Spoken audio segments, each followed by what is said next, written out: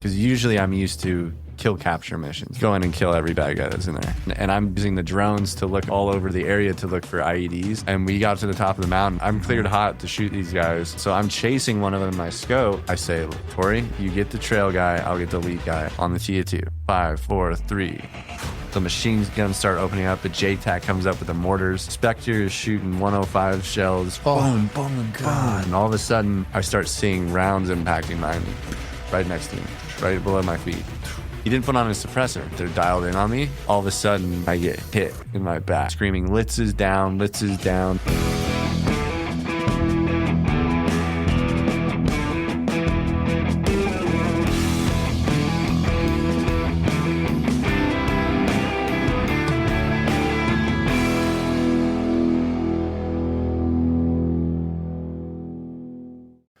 Dan. Brian. We go back a ways. We go back, yeah. We go back a ways, and I'm really excited for this conversation for a multitude of reasons. One, we're old friends. I went through a sniper course with you a long time ago in Vegas. Yeah. My daughter was 9 years old when she went through one of your long-range shooting courses and shot the Ranger mile target. Yeah. On her third shot, which the Navy SEALs, they got like some 8x8 target, and that was just too easy. So we had to set her up on the right one. But I've watched you go through several phases of your life, from transitioning out of the military to kind of getting into the shooting world, and you built an incredible program for a bit. And then I feel, and you can correct me if I'm wrong, that life kind of caught up to you because you are a special operations ranger that, in the United States Army. You've done 5 deployments to Afghanistan, 2 of them as a mortarman and the rest as a sniper, which I want to get into those stories and what it took to get there. But I knew you afterward, and I've watched you go through some pretty rough times and some struggles where you ended up pretty much losing everything, disconnected for several years to re-find yourself. And during that time, you found your faith, which all for it. I absolutely love that. And I can see it has made you such an incredible man that you are now. And I can put a lot of my credit into obviously the same journey. And now you've started an incredible program called The Ranch. The Ranch Foundation. The Ranch Foundation, which you struggle with substance abuse, suicide attempts, the works of being a war-hardened veteran and getting out and then realizing that there's a lot that we carry with this. And you have gone through such a healing process. I mean, you disappeared for a while. I think we were looking for you at parts, and you're in this state and you're here and you look like a homeless hippie at one point. And now you are giving back to the community after healing yourself and being able to get yourself corrected in the right way, and obviously leaning on God during this time. And here you are. Now you're giving back to vets, and you happen to be in town, and obviously I'm not going to let you roll through without having a conversation with you. So, Dan, thank you for joining us today. First, you got a bunch of boys in town, so we're going to get you guys hooked up with the Sour Bee. I think the wife's got a bunch of cookies that she's going to be whipping up here soon for you. But we started it as a homeschool project, and it turned into a business for us. And so it's pretty awesome. We like to give all of our guests a loaf of bread and a bunch of cookies and whatever we can give to them. And then also at the same time, everybody that listens to the show likes to obviously support us and what we're doing and support the kids so they get to get in and get a little bit of some of the best sourdough that they're ever going to have in their life. And I'll die on that hill because it's obviously my kids that are making it. So. Yeah, I love it right here. I'm hungry now. I want to try it out. I don't know if you'd eat this one. This is our prehistoric prop. Okay. That maybe not this one. We left it up here once for a few days and came back, and the wife's like, let's swap it out. I'm like, it looks good. We're fine. So it looks like that McDonald's cheeseburger that somebody's had in their closet for like 25 years. It's never made. It looks good to me. But yeah, I'm definitely excited to have some later for sure. And the boys are too. Yeah. So we'll get you guys taken care of. All right, dude. We go back a ways.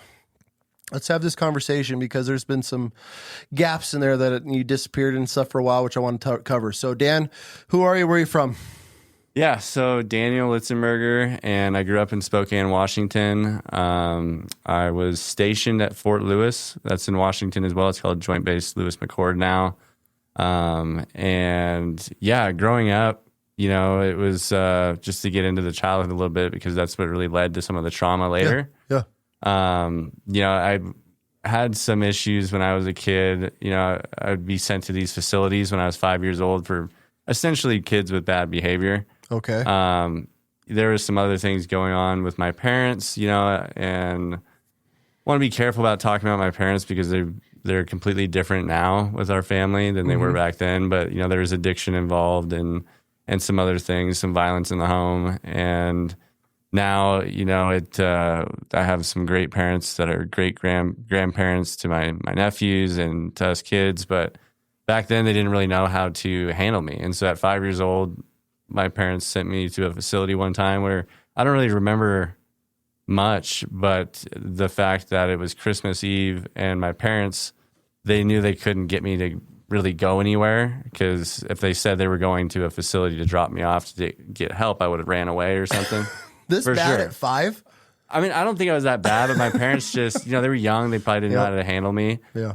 And so I had like some anger issues. But I was also, when I was born, I almost died. The umbilical cord was wrapped around my neck. Oh, okay. And so there was some trauma coming into the world, as well as, my mom was a pretty hardcore addict. What was her drug of Well, choice? she was doing some cocaine, and her big thing was alcohol. So I don't know exactly what was going on. Some of that me and my mom have talked about, which we're in a good place now. Yeah. But I would go to these facilities and I would just learn how to be quiet. I just wouldn't say anything. And then the people would come back to my parents and say, your kid's fine. There's nothing wrong with him. Why are you, what's the deal? And then I'd go back to acting bad when I got home, so they would continue to send me to these facilities throughout my whole childhood. I would Really?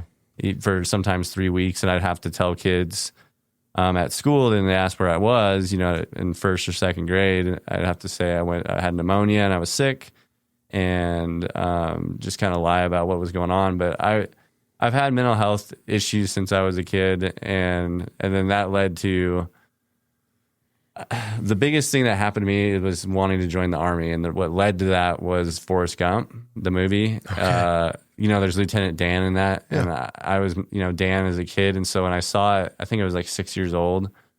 I had seen the Vietnam scene where the sun comes out and it's just all chaos. Machine guns are going, and Lieutenant Dan is getting dragged through the jungle shooting his 1911, and I was just like, that's who I want to be. I want to be just like Lieutenant Dan.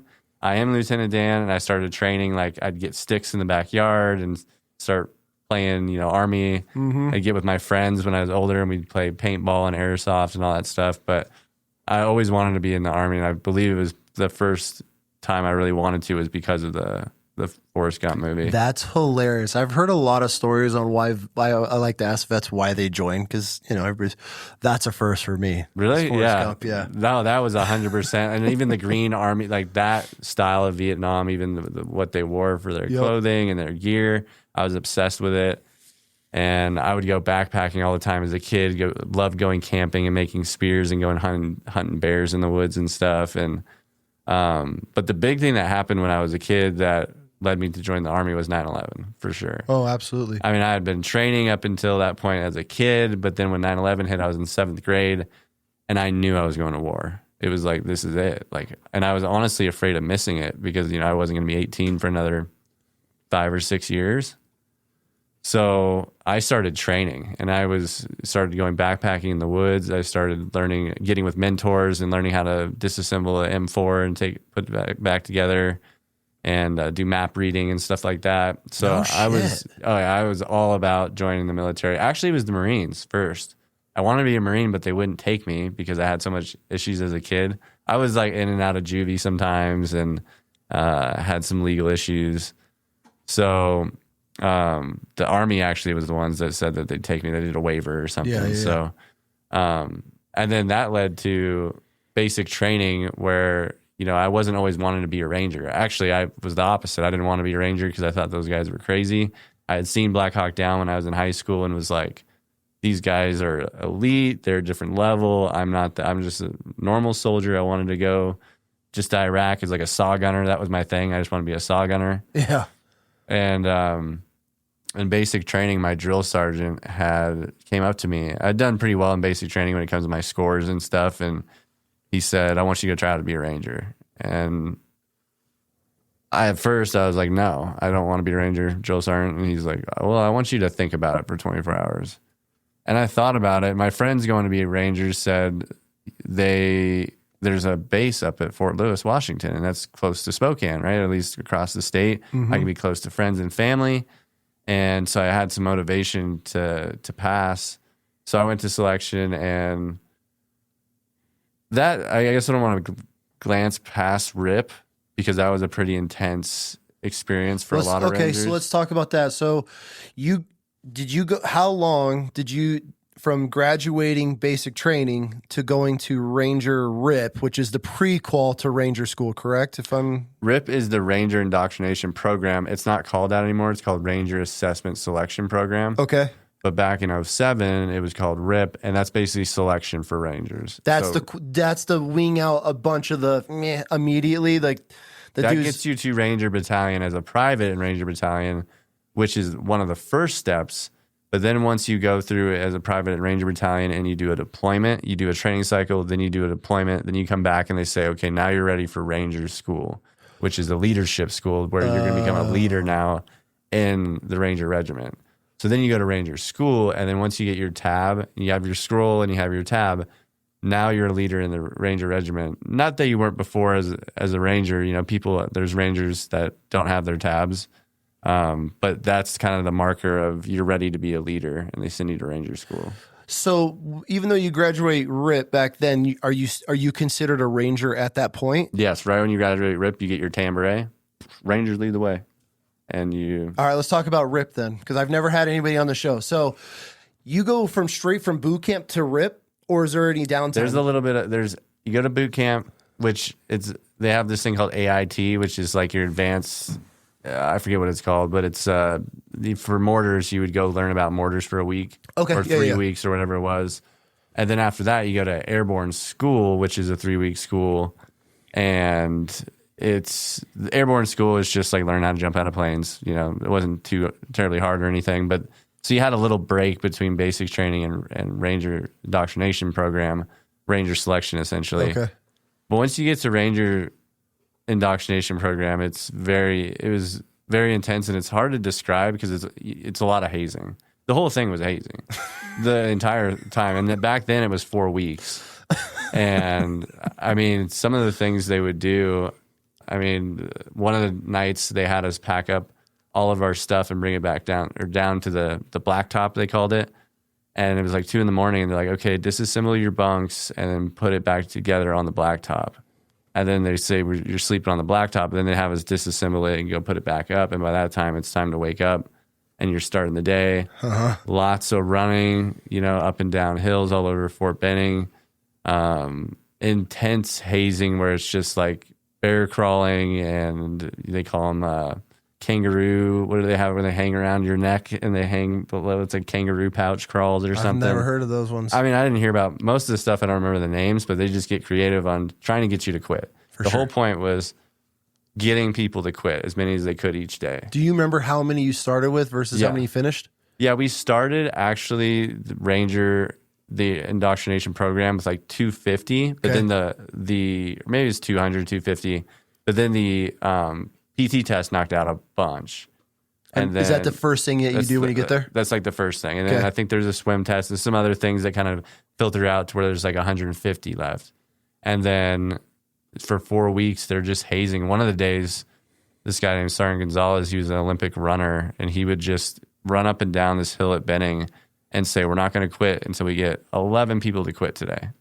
And I don't know where they come up with that number, but he would just be like, we're going to run this hill until 11 people quit. And we would run the hill until 11 people quit. And so there'd be me and my buddy Gonzalez, he's in CAG right now in Delta Force, but he's actually going to get out here in a few years. But we told each other we weren't going to quit. Like, I'll quit when you quit.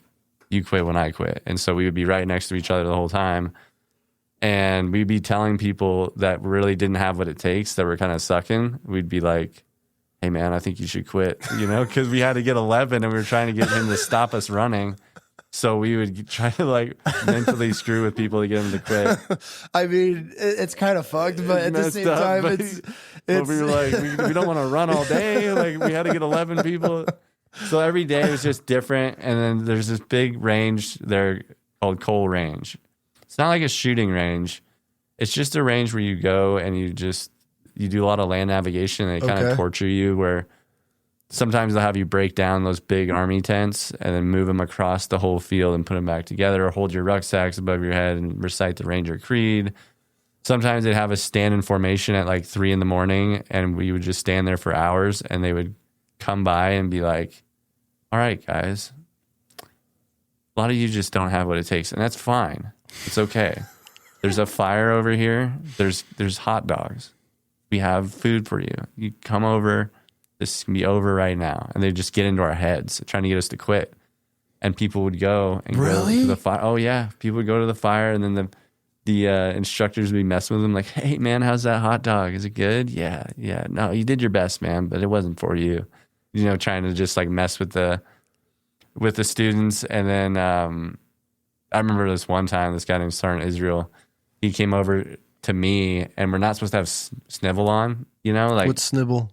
Snivel's like the stuff you wear under your clothes to keep you warm. Okay. You know, I'm sure you had it in the Marines, but we call it snivel, and you can't wear it when you're out. They're trying to get you to freeze your ass off, you know? And so I was wearing some, and I wasn't supposed to. And the Sergeant Israel was like staring at me in my eyes for like 3 minutes, just straight. And I was like, I'm screwed. He's gonna kick me out. He's gonna find my snivel. But then he would just kind of like grab my collar and like fix it, and then walk away. And I knew he like had not. I don't know why he didn't catch me, or they would just do psychological things like that. For sure. But it was definitely one of the hardest things, if not the hardest thing I think I've done in my life, was RIP. And getting through that. Once you graduate, you have your graduation ceremony, and they say don berets, and you don your beret. And right when you don your beret, it's like this moment with all this stuff that happened over the 4 weeks and basic training and all that stuff culminated to now becoming a special operations soldier in the ranks with all these other Rangers that have been going to war and doing great things in the GWAT. Was like a moment that I'll always remember. Oh, for sure. And it made me realize that from then on, I was like, I can do anything I put my mind to. Like, legitimately, I doubted myself. That's what Tony Robbins talks about. I've been to a few of his events, and he talks about limiting beliefs. Mm-hmm. And I had that limiting belief that I can't do that. Like, those guys, those Black Hawk Down guys, they're elite. I'm not that level. But then when I decided to believe in myself, which actually started from that drill sergeant believing in me, he was like, he saw something in me, and then I decided to believe in myself from him, and that led to becoming a Ranger and leading to a lot of other things in Rangers, like going to snipers, you know, or starting this nonprofit and everything. It's like I truly believe, because of the experiences becoming a Ranger, that I can do anything that I want to do. For sure. Yeah. Was there a guy? So anytime I've ever gone through courses or anything, there's always a dude that stands out. Either got in trouble, motivated. Was there a dude in your platoon that you remember his name and you'll be on your deathbed? Dang. Yeah. I mean, I would say, I forget his last name, but there was a guy that was always like the funny guy, you know, and he would make it. I forget his name. It'll come to me. But he would always say these funny jokes. He told this joke. I don't know if I should say it because but he would just tell these funny jokes and make his like a little bit lighter on the day. And just those little moments of laughter would really help a lot of us get through. Yeah. But there was also a guy named Rodman that would always, he's one of my better friends. And, one time he got us lost in the woods because they're like, go back to your rucksacks in the woods and come back. Because we had a rucksacks at the patrol base. We just got blown out. They were throwing RD sims in all the time. They're just RD sim, blow you out, get to the road, then go back and get your rucks. So he's leading and I'm following him to the ruck. And then he kind of just goes off and I'm following this red headlamp in the woods. And we start going, and I'm like, this is taking a long time. And we get to this road, and I'm like, hey, Rodden, where are we? And he's like, I don't know. And I was like, what? He goes, were you guys following me this whole time? And I was like, everybody was following him. So we get up to the road, and we're lost, and we start laughing because we realize we're screwed. Like, these instructors are going to tear us up. So we start popping our little cluster flare, just like, and they were about to start calling we were lost for about an hour. Okay. So they were about to call the Blackhawks in to come find us. But yeah, and then they got to us and they're like, who did it? And then they're like, we won't get you in trouble. And like, you could trust us. and he's it's like, all good. we're all getting smoked and he's not saying anything. And after like 2 hours of getting smoked, he's like, okay, it was me. And I was like, dang it, Rodman, like you shouldn't have said anything. But he just got retraining on land navigation a little bit on like how to use his compass. But yeah, there's a lot of guys that I think that I look up to. There's a RIP instructor I went through. His name's Mike Edwards. We're actually working with him now. He's going to come up to a fundraiser event and do some pistol training and stuff. He was in RRC, which is like the tier 1 version of Rangers. Okay. And just like how you didn't want to let him down almost. Like he's one of those instructors you just wanted to do really well. Yeah. But, you know, he didn't really mess with you, like to take pleasure in messing with you. It was just that he wanted you to be a good Ranger. So those are the best ones. And you might not see it at the time. But then as you go through those courses and you can see who is the more sadistic instructors versus the ones that you're like, man, this dude's a stud. Like he's been through his shit. He wants to put the best product out. And then you have the other versions like we want nobody to graduate except for maybe 2 of the top, guys.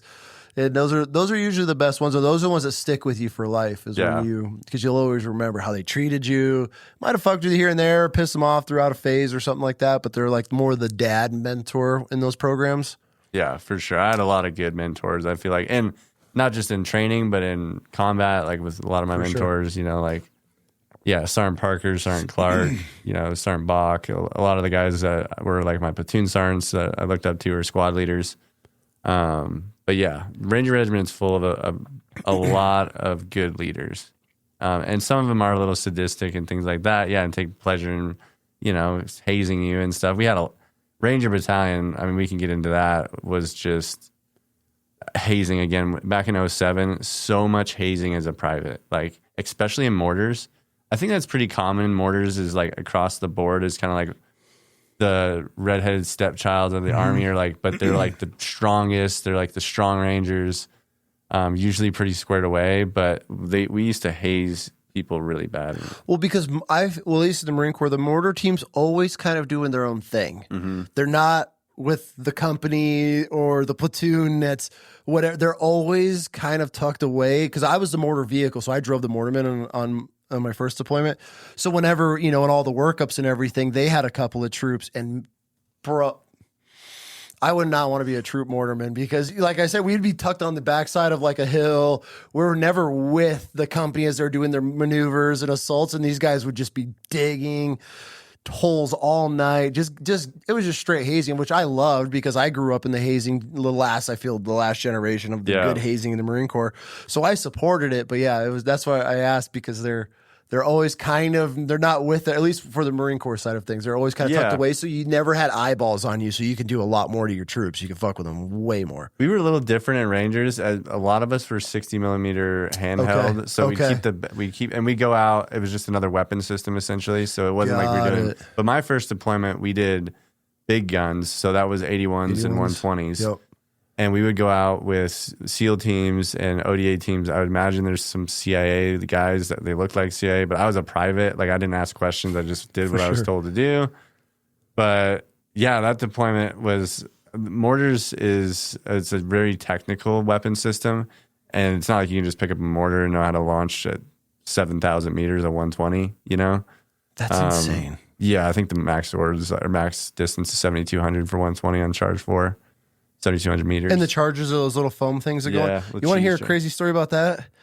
Since I was mortar vehicle and we had all the mortarmen with it, they had all those extra shots or cheese charges, they're called. Charges, I guess. And they'd thrown them in the trash and they had a whole trash bag, like a big black trash bag full of them. And it was the day we were going to burn a bunch of trash. So I walk over and I'm like, yo, you guys got anything you want to get rid of? They're like, yeah. And they just started giving us like MRE boxes and all this shit. And they had all those extra charges in there. And we threw that in the burn pit.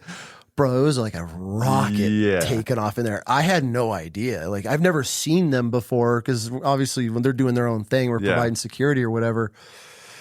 That shit A lit whole up. bag? That's a lot. A giant trash bag, bro. I just hucked it in there and it just. That's our favorite part as mortars is lighting the cheese charges at the end of the range. Because we'll like spell stuff out like Ranger and then light it and they'll burn in the ground. Yeah.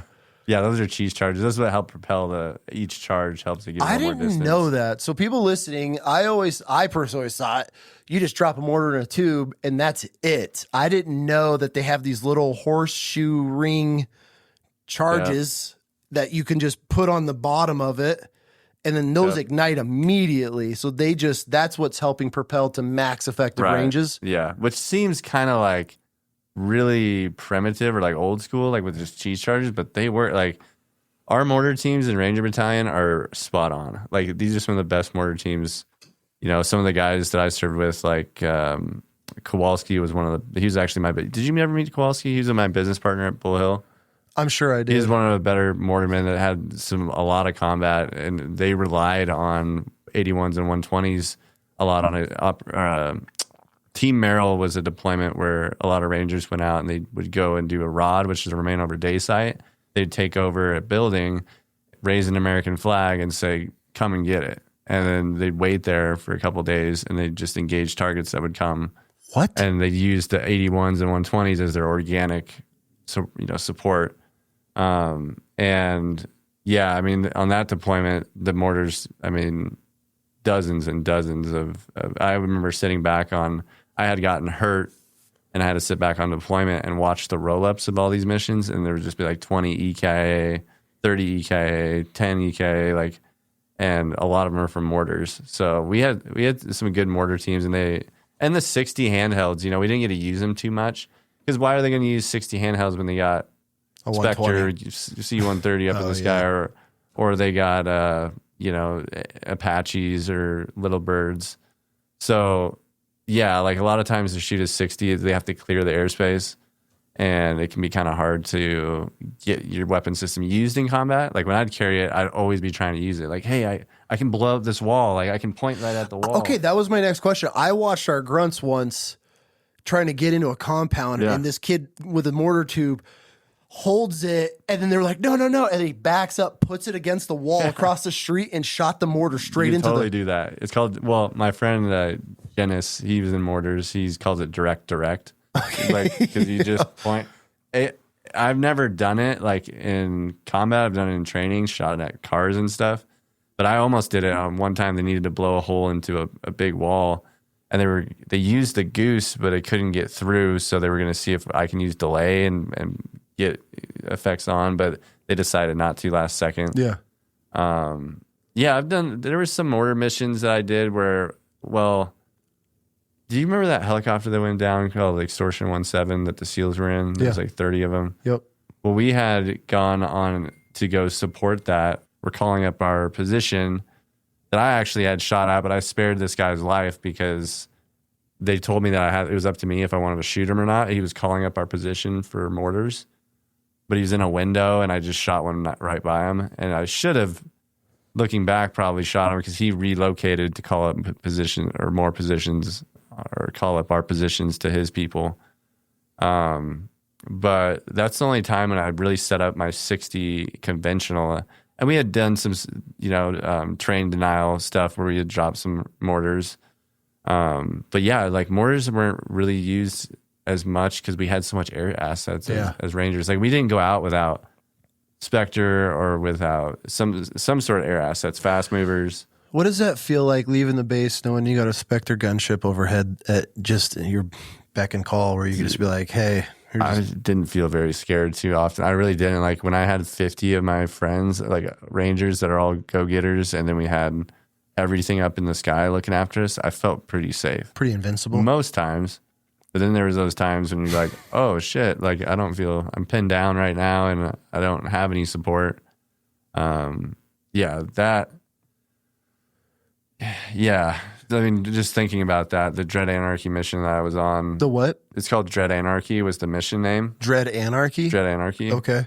It was a pretty intense mission. I mean, I guess we can get into this one if you want. Is this still your first deployment? No, this is my last deployment. We'll get there. Let's get there, yeah. Okay, we'll get there. So your first two deployments were as a Ranger mortarman. Mm-hmm.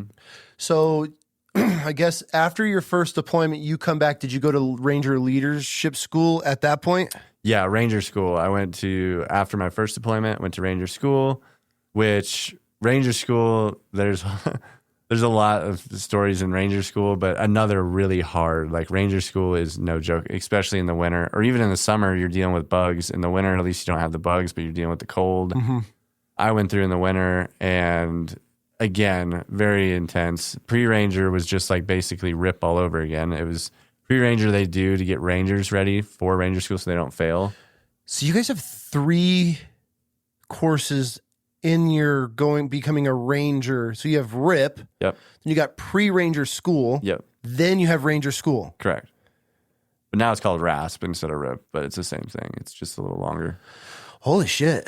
Yeah, the pipeline is no joke to become a Ranger. Like to actually get to your tab to take a team is no joke. Because I'm just saying this as a Marine, right? I'm an outsider. Because there is a difference, and I've heard the beef between Rangers that just because you're a Ranger, there's a difference between a Ranger and a tabbed Ranger. There's a difference between a scrolled Ranger, which is a 75th Ranger, okay, and a tabbed Ranger. The tabbed Rangers are the next level up over the 75th? Yeah, they're the leader. Now that you're saying, okay, I'm ready to start getting promoted to become a leader in Ranger Regiment. Without getting that tab, you're kind of stuck at the E3, E4 level. Like you can't progress to be a team leader on the line, a fire team leader. You can't go to snipers. You can't go. So you have to do that in order to excel through the Ranger, or you'll get kicked out. No shit. Yeah. How often does that happen? Well, some people they end up going to S shops. You know, like the S4, and they stay in their unit because they're good people. They just have trouble passing PT tests or whatever. Okay. But it's very rare. Usually it's if you can't get through Ranger School, you're leaving. At least that's how it was when I was in. So it's safe to say for the GWAT vets, anybody that was a scroll maybe didn't have a deployment, but if you have both your tab and scroll, that means you had to do a deployment. For sure. Do that time before you could go through? There's probably a few that have a tab and a scroll without a deployment, but very, very few, yeah. The Steiners of the world. Hey, Ranger. It's not so Ranger. So, okay, so now you go through this Haze Fest. Are you doing SEER school or anything during that time? I did SEER school in 2011. So I went through Ranger school in 2009. Okay. And then I went to SEER school in 2011. A lot of crazy stuff about SEER school too. That school was more so, and I can go back and talk about Ranger school, but SEER school. Tell me about SEER school. I love talking SEER school because I don't feel civilians have any idea. And there's different levels of obviously SEER school and SEER training. Let's dive into this because I love hearing these stories. I never got to go. I actually signed up for it as a bonus to go because I just wanted to experience it. I re-enlisted for it too, yeah. And they turned me down. So I've always loved the stories of guys going to SEER school and just hearing the hell they had to go through. Probably one of the coolest schools I went to. Really? Now I say cool just because you do learn a lot of survival stuff, which I was totally into from being a kid and stuff like that. And then they teach you how to pick handcuffs. Well, I got to be careful about what I say about some of this stuff. But yeah, they teach you some like how to get out of some restraints. And like they teach you about how to defeat cameras or at least avoid detection on cameras. They basically put you into a training for a week. You do training where they teach you about survival and then they teach you about resistance. So survival, evade, resist, escape. So they teach you survival. They teach you how to evade, like how to evade a dog. Like you don't beat a dog. You're not going to beat a dog. You got to beat its nose. Beat its handler. Yeah. You got to beat the handler. Shit. I've never heard that. So if you can get the handler to doubt the dog by going through bushes and going ways that they would be like, there's no way a human would want to walk this way. Make him doubt the dog. Go in circles and stuff like that and like do weird patterns. That's how they say to beat the dog. And maybe there's other ways for sure. I'm sure there are, but that's what they taught us in SEER school is you beat the handler. But they teach you evasion and then resistance. They first do like this 8-hour shock where you're like captured. They beat the crap out of you, which they can hit you. There's certain rules they don't tell you about, but you kind of pick them up on. They can slap you as hard as they want, and they're hard. Did you get checked? Oh, many times, yeah. Yeah, my nose was bleeding one time, and I was like, he goes, and they have accents, because it's all acting when you're in the camp. They're like, "What are you bleeding?" And I was like, "You just hit me." And he's like, "Wham!" Hit me again. And I'm like, and he's like, "I'll ask you again, why are you bleeding?" And I was like, "You just hit me again." And then he, boom. And then at this point, I'm like, "Okay, well, what am I saying that's wrong here?" And he's like, "I'm going to ask you one more time." And I go, "I fell." And he's like, "That's right, you fell." And I'm like, "Okay." And so there's, I mean, these people are actors. They get in the school, they have accents, they're jacked. Like, one of the guys that came into during this 8 hour where you're in a resistance, they capture you, you're in a room, a guy comes in looking like The Rock, and he's like, shuts the door and he gives me the Rock eyebrow and everything. Then he picks me up, pins me against the wall, holds me by my neck against the wall with one arm. He's huge. And I was like 165 pounds. And I was just like, it's like, "Tell me where the Americans are." And I was like, "I'll tell you everything you want to know." Like, at first, I told him stuff, but I didn't mean to because he's beating me up. So they teach you how to first, okay, this is the wrong way. This is the right, or this is how you shouldn't do it.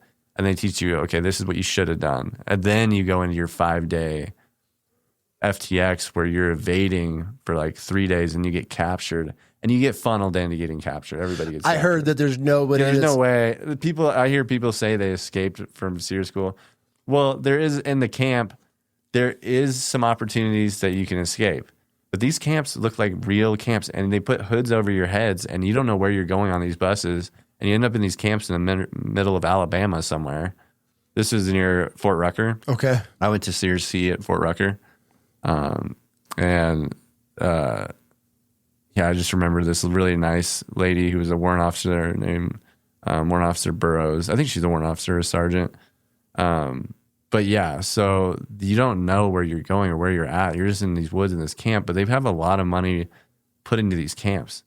And then there's a lot of money put into you guys at this point. Oh, yeah. Yeah. For sure. Yeah. With Ranger School and indoctrination program, all security that stuff. Clearances, weapons, everything. Yeah. They put a lot of money into, and everybody in the military, but for sure in special operations, they put some money into us.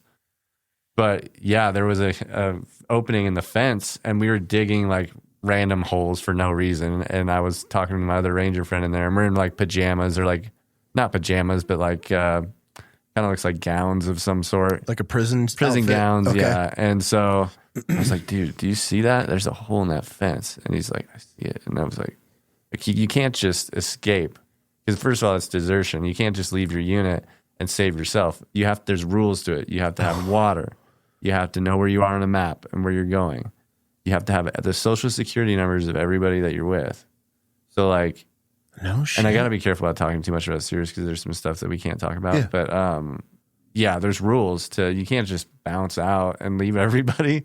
So like, we were starting to get the socials for everybody and like do everything properly. Then they take you into another building where there's these closets, the side just big enough to kind of like go side by side with your shoulders. And they would put music in there and a bucket to poop or pee in. And the music wasn't music. It was like, have you ever heard that? It's like a World War I chant. It's like boots, boots, boots, and boots up and down again. There's no discharge in the war. And it starts getting boots, boots, boots, and up and down again, boots, boots, and just getting louder and screaming. And you're just like, you're going insane a little bit. And there's even a girl that'll go, "Mommy, where's Fluffy? Mommy, where's Fluffy? Fluffy, Fluffy, Fluffy." And they'll kind of tweak out. And there would be an Adam Sandler, like, "The nighttime is the right time." And I remember a lot of these things they're putting in there. And just to mess with us for, I don't even know how many hours. And then you go back out, start digging holes. And one time there was a guy that, because this is all, it seems like it's real. And you can't just, if you went up to a guy and said, "I quit, I don't want to do this," they just smack you around and be like, "What are you talking about? You're in a prisoner of war camp." Like, there's no quitting. There's an academic situation you can pull where you like, if you have to like, if you have something with safety. But there was a guy that thought it was so real. He went into the commandant's, which is the office for the guy running the prison, and there was 2 guards, and there was a pistol on the desk. And the guy had walked in. This is just what I heard later on. I wasn't in the building, but he looked at the guards and then grabbed the pistol and goes, "You're dead, you're dead. Release the prisoners," and just pointed at the commandant, and they go, "Whoa, academics!" Like, stop. Like, and that's when they actually, the only time they had to stop our whole class was because, and he's like, he thought it was real, and he was like, "You need to release the prisoners right now. I'm gonna kill you." And he's like, "Dude, that's a fake pistol, by the way." And he's like, "Calm down." He had to calm the soldier down. And I mean, good for him. I mean, yeah, he's I thought in it was it. hilarious. I was like, "What?" Somebody was like, "Yeah, he tried to kill the commandant." Like, but yeah, it was a very realistic school. It was, I mean, it seemed like you couldn't like quit. It wasn't like a trade-off school where there's rules. It was like they can hit you, and they can hit you in the stomach real hard, but usually it's like a backhand they do. And they have a towel and they wrap it around your neck. They yank your neck in and they hit you, and then they, hit your stomach. And I mean, yeah, it was pretty intense, but it's really cool, like, because all the survival stuff and the evasion and the defeating restraints. I thought it was really cool.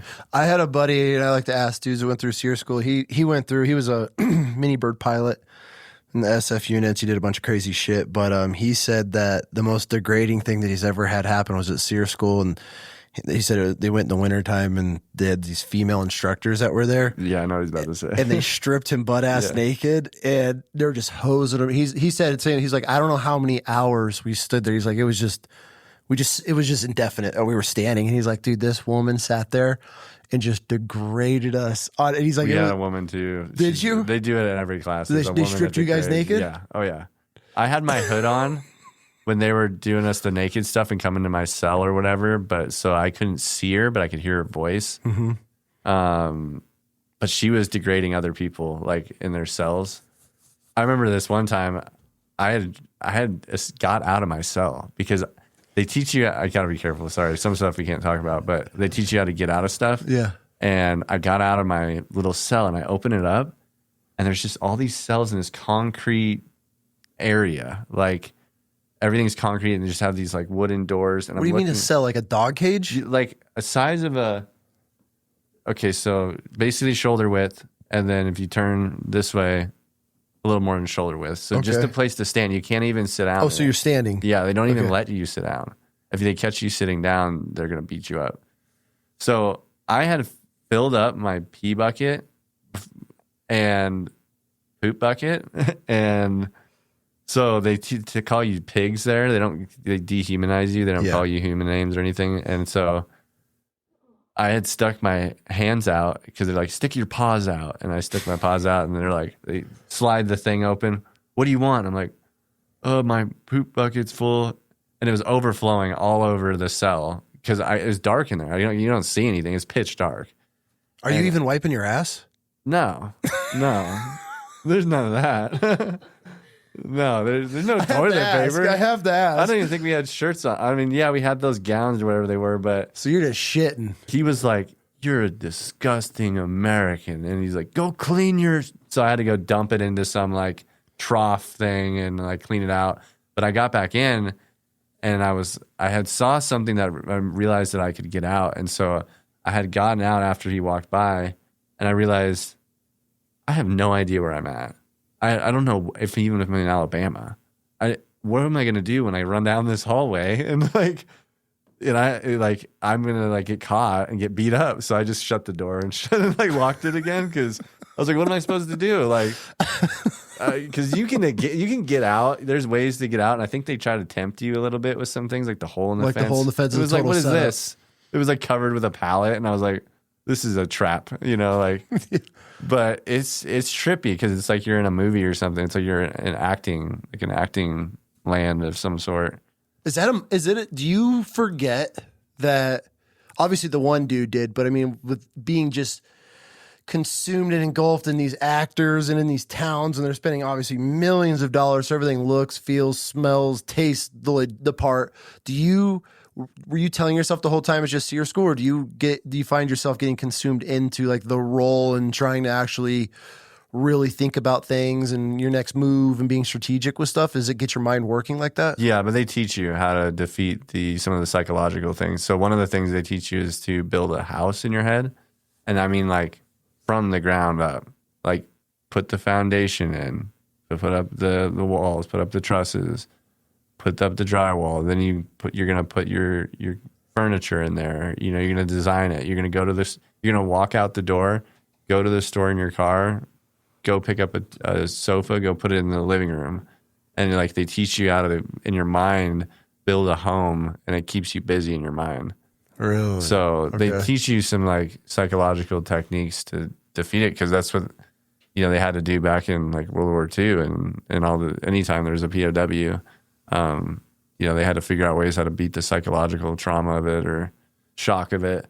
But I mean, I had a good grasp as a ranger. I was like, this is just training, like, but it was definitely like one of the most realistic training I feel like I got. I hear that. Yeah. A lot of guys, not a lot, but I've heard some guys say that they had guys they went through and just snap. Like they just cannot handle it. It's always fascinating to me how one thing that you're like, dude, this is hilarious, will break another individual, and something that he might think is hilarious is completely different. So it's fascinating listening. It always interests me listening to what makes men break, like the surf, water, cold, hunger, fatigue, and so it's just everybody's got their breaking point, and it's always fascinating to me of seeing where guys are just like, yeah, this is it for me. And sometimes you're just like, bro, this is what we're quitting over? I had a breaking point in Ranger school. You did? What was your breaking point? I went to go open MRE, and I couldn't find the poppy seed pound cake that was in there. And I knew there was poppy seed pound cake in this one MRE. I forget which one it was. But I had been planning on it all day. I was going to eat it right when I got to my foxhole, like at night. And I'm opening it up, and it's nowhere. And I'm like, I'm like, did it fall out? And I'm even blaming the guy in my fox. Did you eat my poppy seed pound cake? And then I'm like freaking out, and I go tell the ranger instructor, and I was like, sorry, my MRE just didn't have a poppy seed pound cake. Can I go ahead and get another one? And he's like, I don't care. Too freaking bad. Like, and I was like, but you don't understand. It's supposed to have the poppy seed. And I'm like breaking down. I'm crying. I'm in my foxhole, just like, this is in Florida phase, so I'm almost done. Like, but I was just like so broken down. But yeah, there's a lot of times. The mountain phase is no joke. That breaks off a lot of people because you're climbing those mountains in Georgia and Dahlonega and the Appalachian Trail. That was the time when I was like, because it was so cold, we had to dig little fighting positions in snow. They actually had us like force us to go sleep in some tents one night because it was so cold. They had to get like stoves and burn barrels and stuff. But I told myself that if I failed mountain phase, I was not going back through. Like it was that bad. Oh, really? Yeah. You got one shot at this. It was a one shot thing. That was like, because it's 3 weeks of just, you're going to spend 5 days out in the mountains, hiking up and down those mountains, not eating, not sleeping, and just breaking you off physically. I mean, when we get back to the barracks, everything smelled like ammonia, and everyone in the middle of the night was cramping up real bad, like, screaming. Because it's just, I mean, think of like 75, 80 pound rucks on your back going up and down mountains for days. And yeah, you're so done. And the ammonia smell from the ACUs, the uniforms, would just fill up the barracks once we get back. And it was, I mean, that was one of the hardest phases. Mountain phase, I think, is probably the hardest phase. Then there's certain things when you go through these courses, and there's certain smells, and there's like you just that's the smell. It's there's certain things that will ingrain into you for the rest of your life, and it's funny when you say things like that, because when you like ammonia smell, there's times where I could look back and be like, bro, remember that, how bad it smelled? And those are certain things that you'll never experience until going through something like that. And you got 60 dudes that have just been through the worst course for the last week, and then you're in a squad bay, and it's like everyone's just dropping gear, and you're like, oh, bro, we got to open this shit up. Like, it's just rank. But it sticks with you forever because you're so the trauma bonding that you go through these courses, and all the little things that come along just stick with you. That's what I love when about you said cheese charges with the mortars, that comes up with a smell. Yeah. So like I was thinking about that smell when you mentioned it. For sure. But yeah, once we discovered those and they lit, oh man, it was on. They're kind of fun. They're like it's like a little jet engine when they take off. Fun to mess with for sure. They just got a bunch of gunpowder in it or something like that. But, Oh, and to answer your question, I think Ranger selection, we started with like 200 to 250 ish. and we graduated with 58, I think. So What? yeah, it was which I think there's classes that had less than that. I think we had more of like a higher class, but yeah, I mean the PT test is going to knock off about half right off the bat. How are you going to Ranger school and can't even pass a PT test? You think that would be like the company that sending that soldier to Ranger Battalion would be like, okay, cool, you all got approved to go. Here's the pre-qual before we even send you to make sure you're not just going to be back a week later. Well, I had problems passing the test. Really? Before I went, I was push-ups. Everything else was okay, but they're really strict. I'm sure this is how it is in the Marines too, but they're really strict on your form. And push-ups. Mm-hmm. And when I do a push-up, it doesn't seem like I lock out. My arms just don't tend to like lock out like they don't look locked out, but they are. So like I would have to do 85, 90 push-ups to get to where I'd get 64 because they would not count a bunch of them. So when I was getting ready for pre-Ranger, which the Ranger school's pre-course, you have to take a Ranger test for pre-Ranger to take a test for Ranger school. There's a lot of tests. And I would always be failing push-ups. Me and my friend Jake, actually, he's here right now. We'd be the ones that'd be like, they failed push-ups again. So we started doing push-ups all the time, like getting it to where, well, I guess we got to do like 90 push-ups to pass the test because they're not going to count 30 of them. So that's what my strategy was, just to do as many as I could and then know that they're not going to count some of them. But once you get to Ranger school, that PT test isn't hard. They want you at 90% for when you leave Ranger Battalion, 80% when you leave Ranger, the pre-Ranger, and then at like 60% for Ranger school. So, I mean, that's not 60% PT test isn't, that's like, it's like 45 push-ups or something. It wasn't much. Okay. So once you get to Ranger school, the whole point is to make it really hard to get there. So when you get there, because it costs a lot of money to send somebody to Ranger school, so they don't want you to fail and come back. And if you fail and come back as a Ranger, depending on how you failed, you're gone. Yeah, like it was that when I was going through pre-Ranger, I passed, but I had Achilles tendonitis when I was done. I couldn't start Ranger school because the Achilles tendonitis was so bad. It felt like somebody was cutting my Achilles with a knife every time I'd step. So they were going to send me back and have me come back. And I was like, please, God, do not send me back. I'll never come back here. Because it's really hard once you leave. If you leave Ranger school and you go back to your battalion, your unit, get them to send you back. Get back, unless there's like a really good reason, like you might not ever come back. So I was like, begged him, and he said, okay, you stay here. You're just going to do land nav for 3 weeks straight with the holdovers. And so for 3 weeks, I got really good at land nav because I just do land nav every day. And then I got to start Ranger school after that. But so I had a little bit of a hold before I started Ranger school. But yeah, it's really, you don't want to, once you're down there, you definitely don't want to come back until you get your tab. We kind of blew over it. But when you were in jump school, did you have any close calls or any hard landings? Well, I have a jump injury, not from jump school, but in jump school, not really. You only do 5 jumps in jump school. Yeah, jump school is like 5 jumps. You do the towers, and you do 5 jumps. Really? That's it? You do. It's a lot of workup to the jumps. Okay. It's only 3 weeks. It's really. Did you do any jumps in the Army afterward? Oh, yeah. Yeah, in the Ranger? Yeah, you say that like that was... Well, yeah, we're Rangers. We're airborne Rangers. I actually didn't have that many because I had a knee injury from a bull riding incident, actually. I got kind of yelled at for that bull riding. Right before deployment, I had to skip the deployment because I had a knee injury. But, yeah. But how'd that go over with your battalion? They were a little bit. They were like, "What were you doing riding bull?" It was a military bull riding day. I don't know, like military appreciation day. Yeah, but so I didn't jump for like 2 years, but I had like 50 jumps. Okay, yeah, but there's plenty of people with like 100. But yeah, we jump a couple times a month maybe, but not as much as the 80-second. Like 80-second jumps all the time. But yeah, our big thing is airfield seizure. So that's where we go in and we seize airfields. Like Objective Rhino, I think it was called, for Afghanistan. We seized the airfield. I forget exactly what city that was in, but maybe that's Kandahar, Bagram. It's all the same. Yeah, all the same. But that's our big baby is airfield seizure. That's every training cycle we jump into an airport or some sort of airfield and we seize it, take control over it. And, that's our big baby. It's like what they did in like Panama. No shit. But Yeah, I don't. So that's the main mission of Army Rangers is airport or airstrip seizures. Airfield seizure is one of our biggest things that we do, but direct action raids over the GWAT, Rangers have had more direct action missions than any other unit, including SEALs, Delta Force. We have the most direct action raids, and I'm pretty sure you can look this up.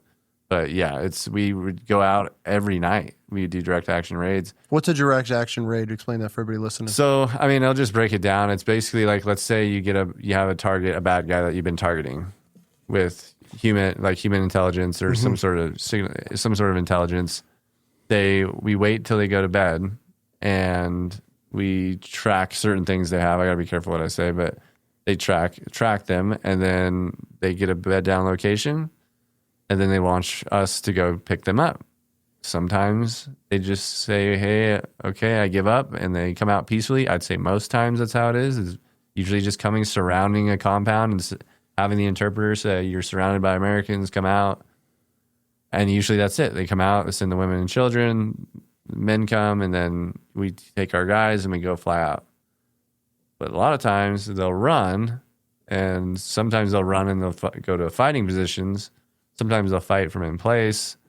Sometimes other locations around the area come as reinforcements.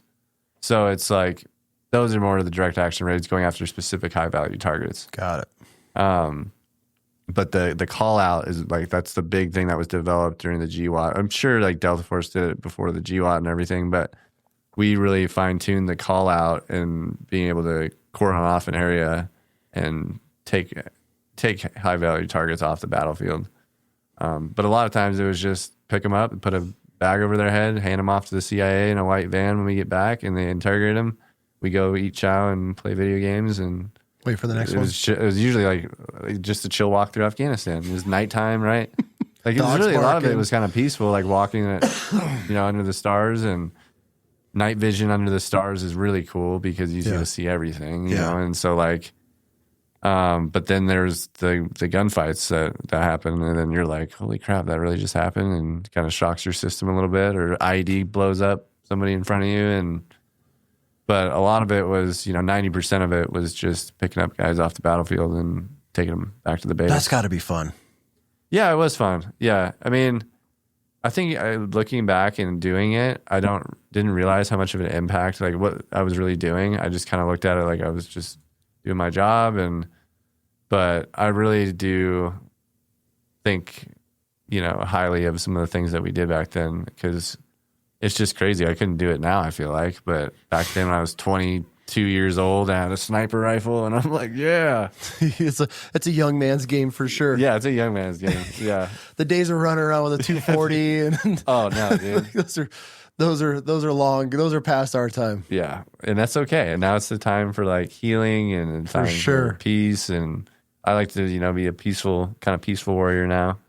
A warrior in the garden. Warrior in the garden. That's where I'm at. That's the chapter of my life that I'm in right now. So you go through SEER. You got your first deployment out of the way. Well, you haven't done through SEER yet, technically in the timeline. But so you deploy again as a mortarman.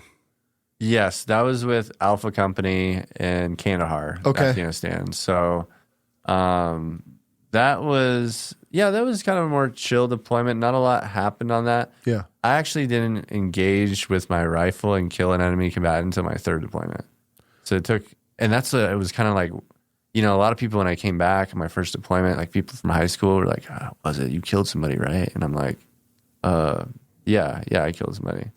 I didn't, but I was just like, I didn't want them to think I didn't do anything. So I was like, yeah. And then it was like the second deployment was more of doing in Kandahar, going in with strikers and doing the same thing, call outs, but in the city. Okay. And as a mortarman, I was assigned to be the troop commander of a striker, basically sticking out the hatch, making sure everyone's driving and the gunners directing the right way, which was cool. I mean, going through the city and stuff, but it was like, not a lot of, I wasn't going and kicking indoors. Yep. Which that just wasn't my thing, though. My whole time I was a sniper and a mortar. I was on blocking positions and roofs. Like, I didn't do a lot of door kicking. Like, a lot of people assume just because I was a ranger, I kicked in a lot of doors. And it's like, no, actually, I very rarely overseas did I ever kick in a door. Well, people also think, too, like with special forces units, that like everybody's just in the shit. But there's so many different positions. And then once you're trained for that, it's like you being a sniper, like, you know, immediately, okay, we're going to take the roof on this building. These guys are going to go and insert here.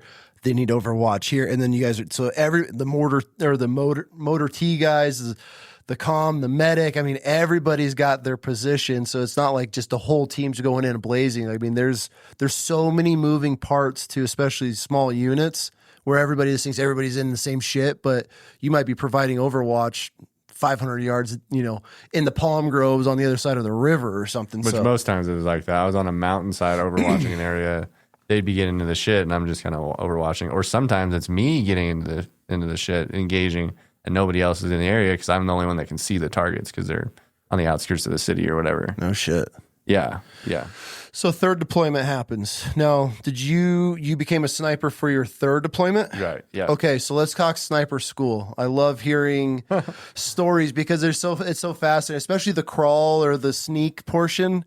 Do you guys do that in sniper school? And actually, now that I'm thinking about it, it was my fourth deployment. I went on the deployment. I went over to snipers on my third. Okay. Halfway through, they started training me and taking me over to teach them. So I was already kind of transitioning from mortars to them. But I didn't do like my official deploy as a sniper until the fourth and fifth one. Okay. But the third deployment, that's the one where the extortion 1-7 up in Logar province when all the SEALs got, you know, killed, and our sister platoon had to go in and pick up all the bodies and all the equipment. It was There was 30 SEALs that died in that. 33, I think. 33. Yeah, and then the crew. Yep. Yeah. That's and we know some of because at Bull Hill where Steve's at, you know, where that. Steve Schaefer was a guy that had a saloon up there. Did you ever go? You went to the saloon, yeah. Did you hear he passed away?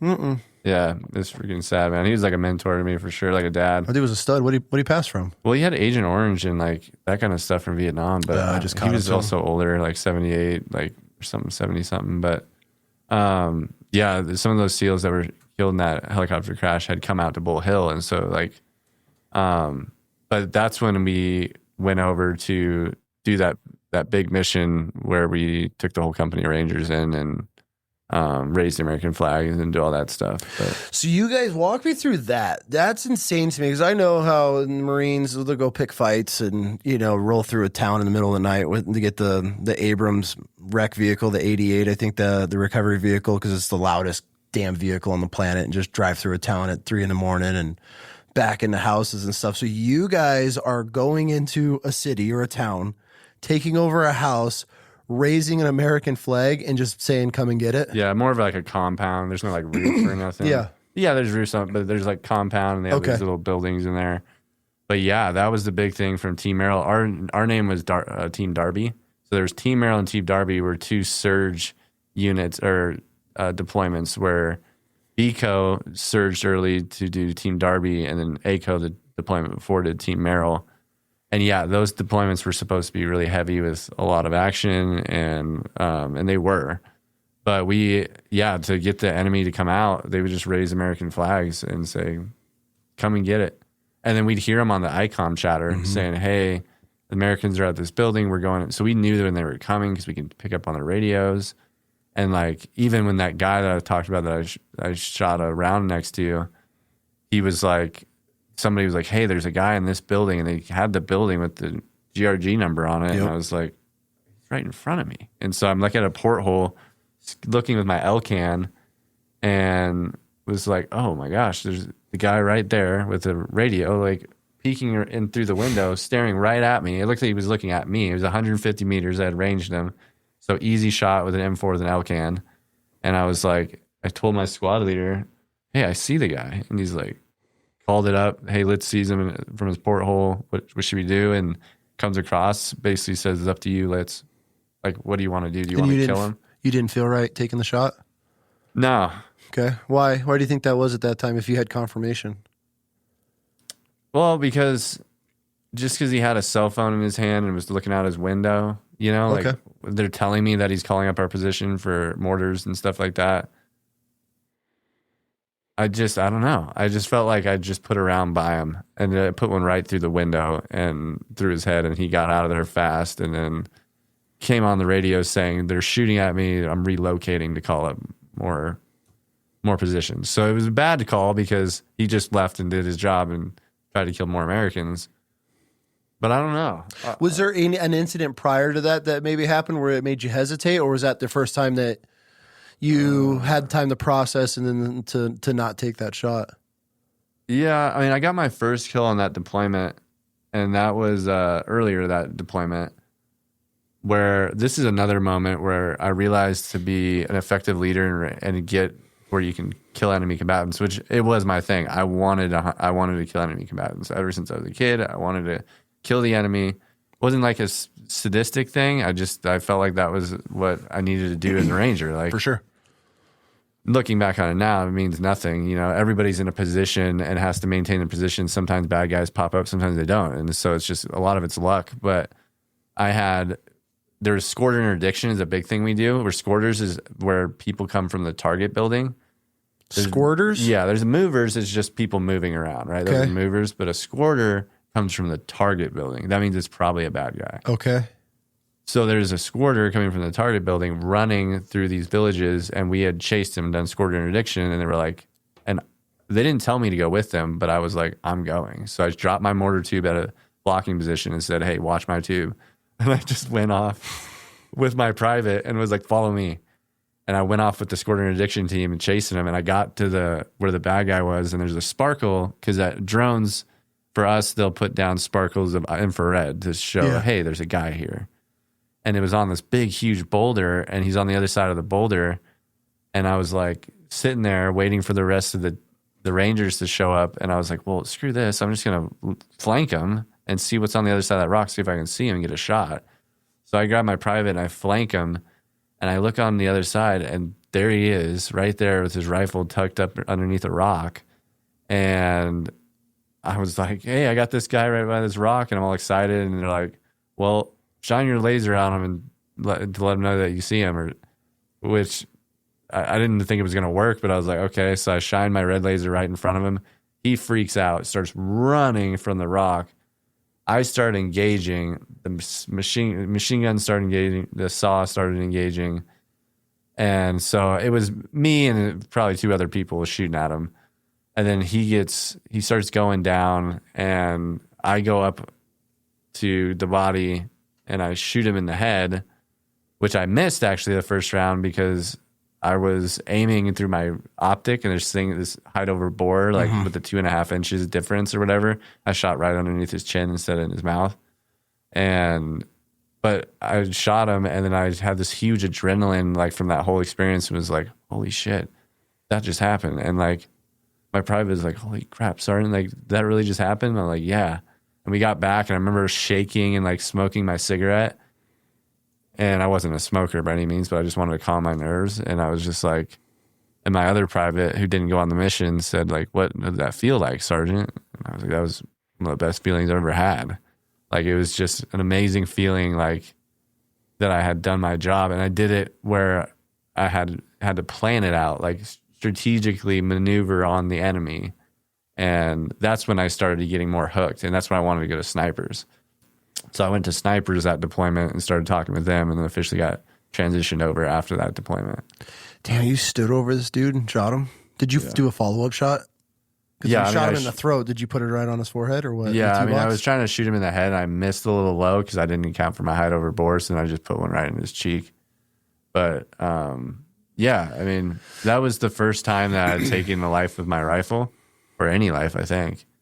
Maybe with a mortar one time, but...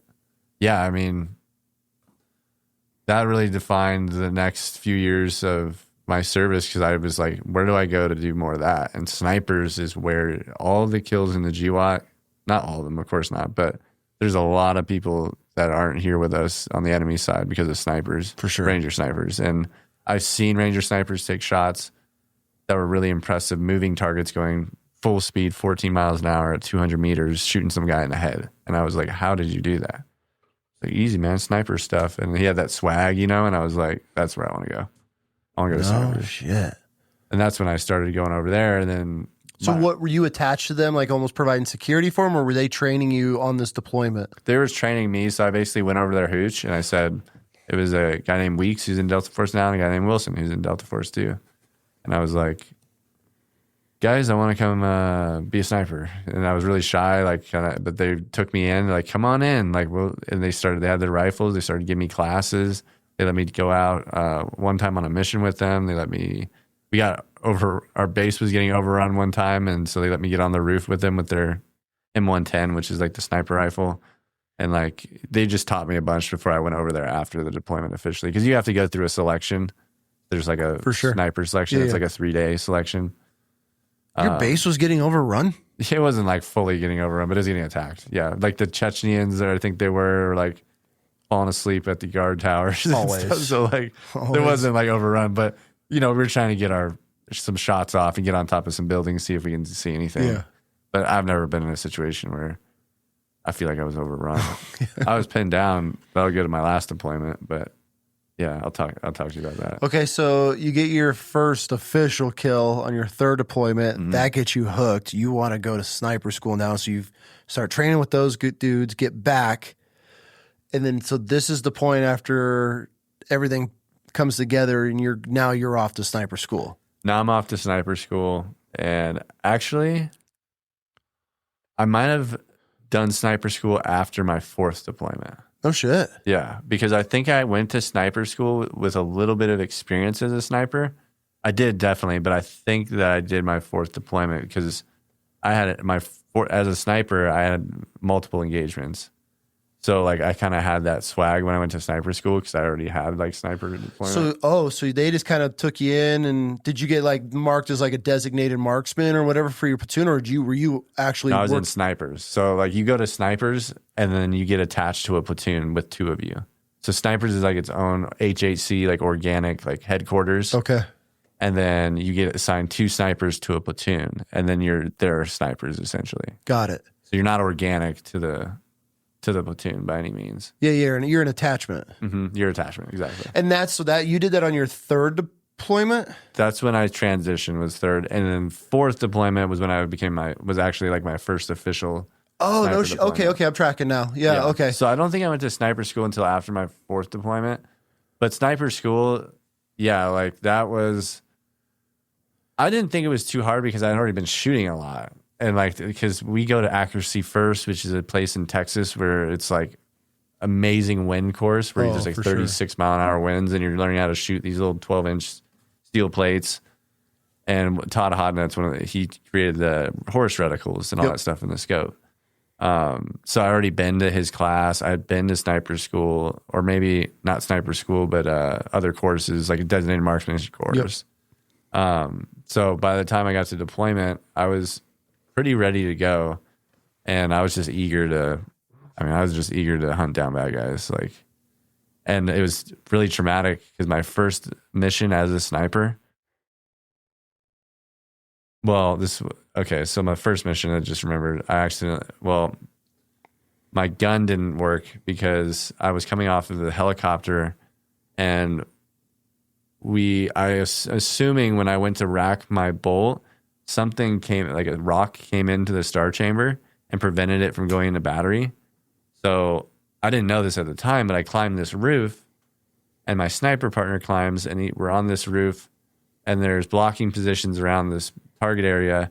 But I see 2 people with AKs coming out of this building that are dressed like women. Like, and this is at night, so it's kind of hard to see, but they have like their hoods on, and they have their face coverings, but they have AKs, and they're maneuvering what looks like on the blocking position, and the blocking position doesn't know. So I am the first one to see these bad guys maneuvering.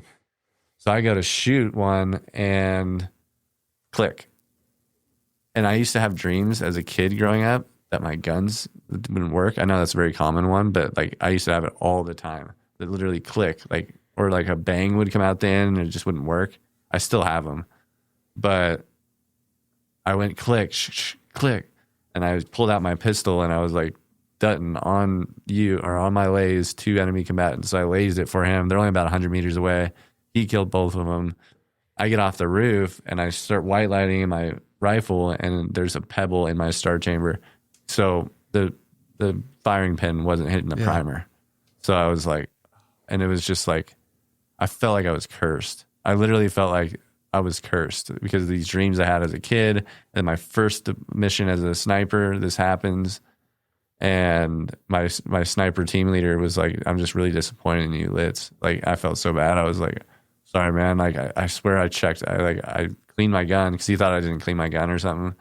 No, I kept it clean. It's just, I think the only thing I could think of is the rotor wash kicked in some rocks or something. But so I was really, after that, really anal about making sure that everything was working right. I did function checks, always white lighting my star chamber. But yeah, that was, and then from there, I had another engagement about a week later. This one was kind of hard because this guy didn't have a weapon. And he was a bad guy, but he didn't have a weapon. I thought he did. And he was walking through this farm field. He's another squatter, came from the target building, leaving. He had this big piece of, I don't know, in his hand, but it looked like it might have been an RPG almost. Okay. But I was like, okay. And so I'm trying to find him. He's going through these bushes, and then he gets into this sheep herd, and he's hiding in the sheep. And I'm like, this guy, what's he doing? Like, coming from the target building, hiding in some sheep with this big contraption. And so the little birds, I call it up, and I'm like, hey, there's a guy coming from the target building. He's hiding in the sheep. So the little birds come over and drop flashbangs on the sheep and try to get them to disperse. So they do that, and then all this rotor wash, and I'm only like 70 meters maybe less. You're close. Like close, yeah. Like, don't even need my scope really. And I'm like, and it's just really loud. The helicopters come in, all this dust, sheep are going everywhere, and all of a sudden, out of the dust, this guy's running straight at me. Just... And he's got this thing in his hands, and like a split second, there's just a lot of dust. It's really hard to see. I'm like, that's enough. Came from the target building. He's being nefarious. He's hiding in sheep. And I shoot him in the stomach, but because there was rangers on the other side, and I didn't want to put one over, miss, or have it go through his chest and hit a ranger. So I put one in his stomach. And then when they got through and they cleared, they were like, it was a walking stick that he had, and he was the village elder. But he wasn't a good village elder. He had hit. He had, Oh, no. Hearts and minds. You shot. Because the freaking family was right there, and I could hear them in the middle of the night screaming and crying. I was like, and I'm freaking out. I'm like telling the guys next to me, like, that was a good shot, right? The Afghans. I was like, did you see? He was going, and they're like, good shot, just moving from the target building. He was nefarious, like. They're like, it's good. He run, he bad. And I was like, I hope you're freaking thinking the same thing as the people at Leavenworth, because I'm about to go to jail, dude. Like, but no, it turned out they have this way of seeing what activity they've been involved in the past. I don't know if it's like they do something with their testicles where they like, or maybe it's DNA. I forget what they do, but they can figure out who they are and what they, it's called the Seek, I think, system that they use. I didn't mess with it too much, but it turned out he had a bunch of activity. He was involved in killing some Marines the year before. So, like, bad guy, but also his whole family was crying, and, like, he was, like, the village. I don't want to say he was the elder, but an elder guy in the village. That's a close shot. So as a sniper in Afghanistan, what was your average length of engagement or distance of engagement? Yeah, between 100 and 500. So my average would have been like 200 short distances. Damn, that is close. My farthest shot was on the last deployment was 500 meters. And that was just kind of a guess from me looking at Google Earth later on. Yeah. But a lot of this stuff, our kind of being a sniper is more offensive. It's like, I'm not sitting on a mountainside waiting from a mile away with just a couple of us. It's like to protect the assault force. Yep. And it's to give them information saying, hey, we got people maneuvering from this location, or we got people leaving from the buildings over here. Most of my job was observation and routes. Biggest thing that I did was routes for the assault force. So I would get a target grid, and then I would get with the helicopters and say, okay, where should we land? And I'd figure out some acoustic modeling to figure out, we don't want them to hear us. So we usually go 3K or farther away in like a terrain feature, like a mountain. And then we land, and then I would create checkpoints to get to the target building or the release points. And then I would go to my overwatch position, which a lot of times is on roofs. We stopped getting away from getting on roofs a lot because people are getting shot on roofs. Mm-hmm.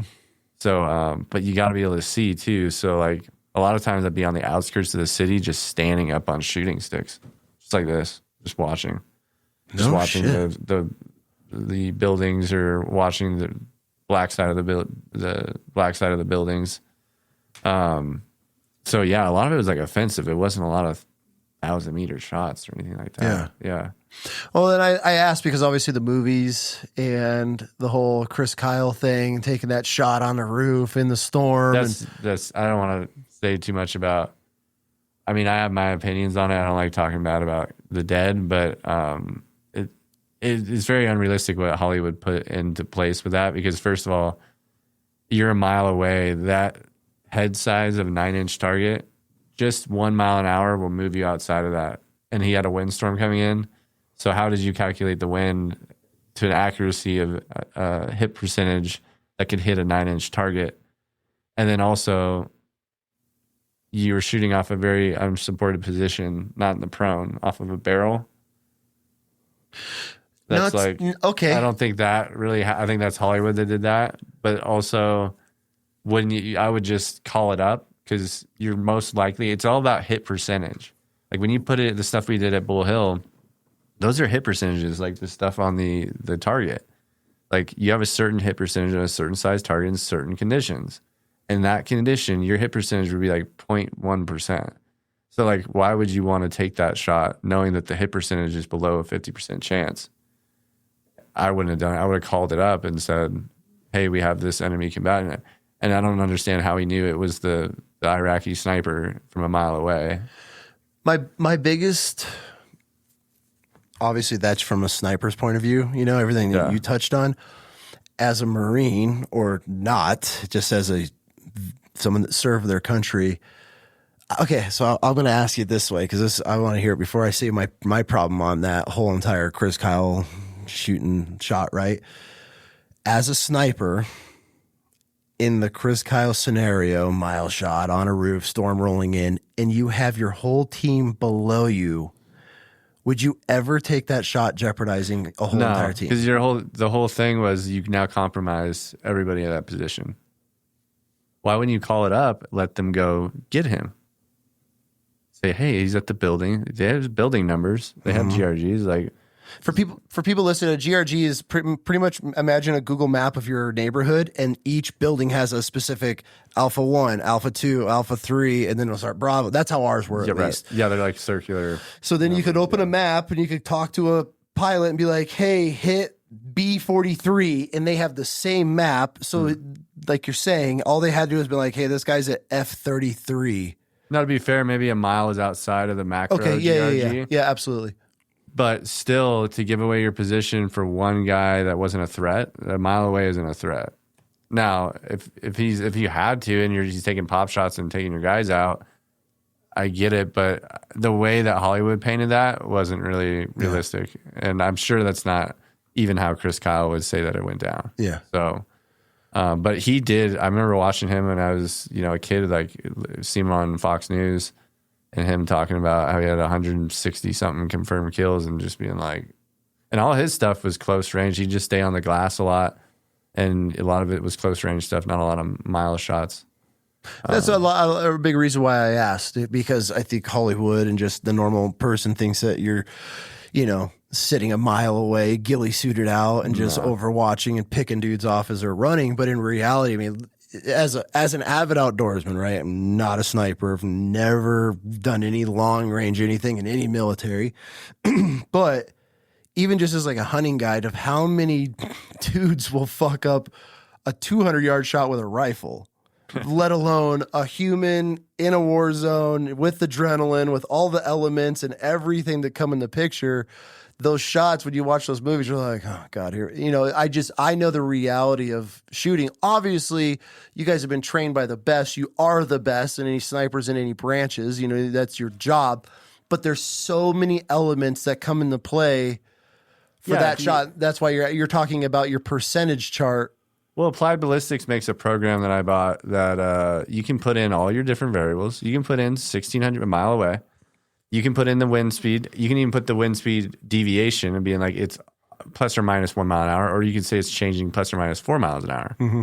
You can put in the velocity. So what's the differences between velocities? Is it 10 feet per second standard deviation going from 2600 to 2610 to 2590? So you can put those in. You can put in the temperature of the day. You can put in all the different environmental factors, and then it'll give you a hit percentage on the size target that you want to hit. Size of a head's about 9 inches. You can put it in there. I challenge somebody to do that and see what the hit percentage in that program would be on a 9-inch target at a mile and 20-mile-an-hour winds. Like it's going to be very low. Yeah. So, yeah, it's not about what the individual sniper can necessarily do. It's about what your equipment can do, what your rounds are capable of doing. A lot of these rounds that they give us in snipers have a 75 feet per second extreme spread of velocity, which if you change from going to 2600 to 2675, well, if you're doing a 2675, that's getting there faster, less gravity affected on your bullet, so it's going to have different elevations.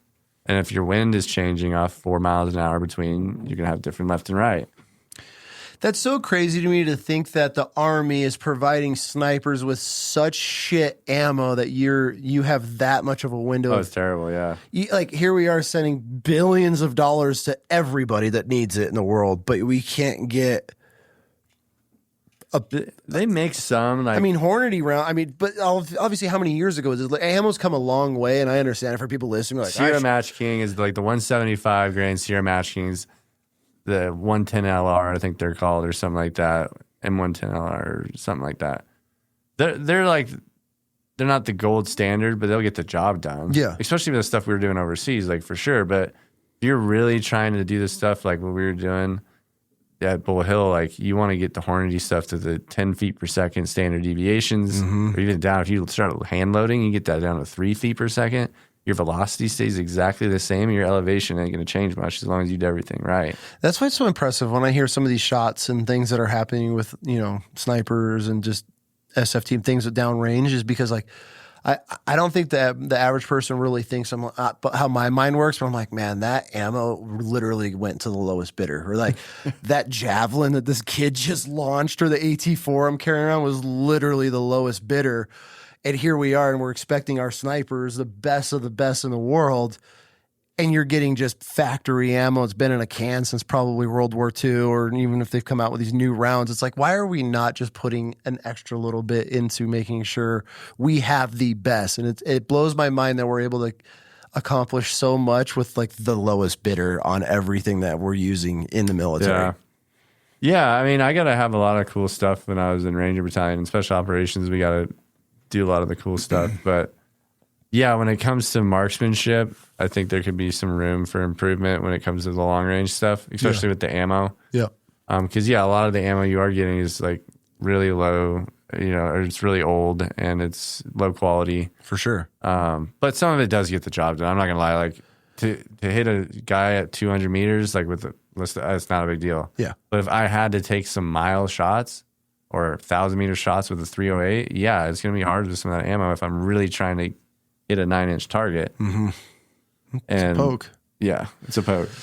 So are we on your last deployment? What are we? You did 5 total, 4, 5. Yeah. So okay. We were talking before we went on our Chris Kyle tangent. Where were we? Well, this is the baby or the AK-47 deployment. Okay. So you now have learned some lessons. You had a rock get in your chamber and mess up some stuff, and now you're providing overwatch. You've learned. You're full blown into sniper mode on this deployment. Yep. Okay, so how's this going for you? It's going good. I got a great team leader named Andy Dutton and a guy named Ryan Flager. He was my section leader, and they taught me a lot. And so I was out with Dutton one night, and we were going after a guy named the Juggernaut. And this was Juggernaut. I gotta maybe be careful about saying some of this stuff, but dude, Juggernaut. I just call him the Juggernaut. All of it, bro. We left everything in Afghan. What do we have to worry about? Right? What are they going to do? Actually, Dan, we need to speak with you. My name's not the Juggernaut. We talked to. We heard your podcast. We're going to need to talk to you about. Yeah, fuck all these people, especially the government. Well, this guy was named the Juggernaut was his name, and it was the 6th time we've gone after him. So like, oh damn, so this was a big high value target. He had came into Pakistan or from Pakistan for a few days, and we were just trying to catch him. So another call out. So this gets to, okay, I'm thinking where do I go to kill this guy? And we do the call out is where they're surrounding the building, but there's the black side, which is where the other side of where they're doing the call out. So the black side is most likely where he would run from because it's away from where the call out's coming from. So I'm like, okay, it's just like hunting. It's not like anything crazy. I'm saying, hey, I'm going to go be about 200 meters off to the back side of this building, and I'm going to see if he goes out. Well, I also had planned for this because I'm thinking if he's running, what did I need to hold on him in front of him if he's running? Because if you're going 3 miles an hour, 6 miles an hour, 9 miles an hour, 12 miles an hour. Big difference. Differences in hold. Going 3 miles an hour, about 200 meters, you're about a 1.5 mil hold lead, something like that. If you're at 12 miles an hour, you're looking at about an 8, 9 mil lead, which is a lot. So let's break this down. 1 mil at 100 meters is about, we'll call it 4 inches. So 1 mil at 200 meters is 8 inches. So 8 mils at 200 meters is 64 inches. So that means I have to aim 64 inches in front of him. That's 5 feet, a little bit over. In a split second. Like that. Okay. So I'm planning this out, and I'm thinking, okay, if he's running at 12 miles an hour, because he's probably in Crocs or something, like, like, okay, 12 miles an hour, I'm going to hold 8. If he's, walking, I'll hold 1.5, and I'll kind of get in the middle between there. Well, they do the call out, and this guy starts running as fast as he can. I still remember his face, just like freaking out. And he starts running right at me and then paralleling me. And there's a building that he's paralleling, and I'm about 200 meters away.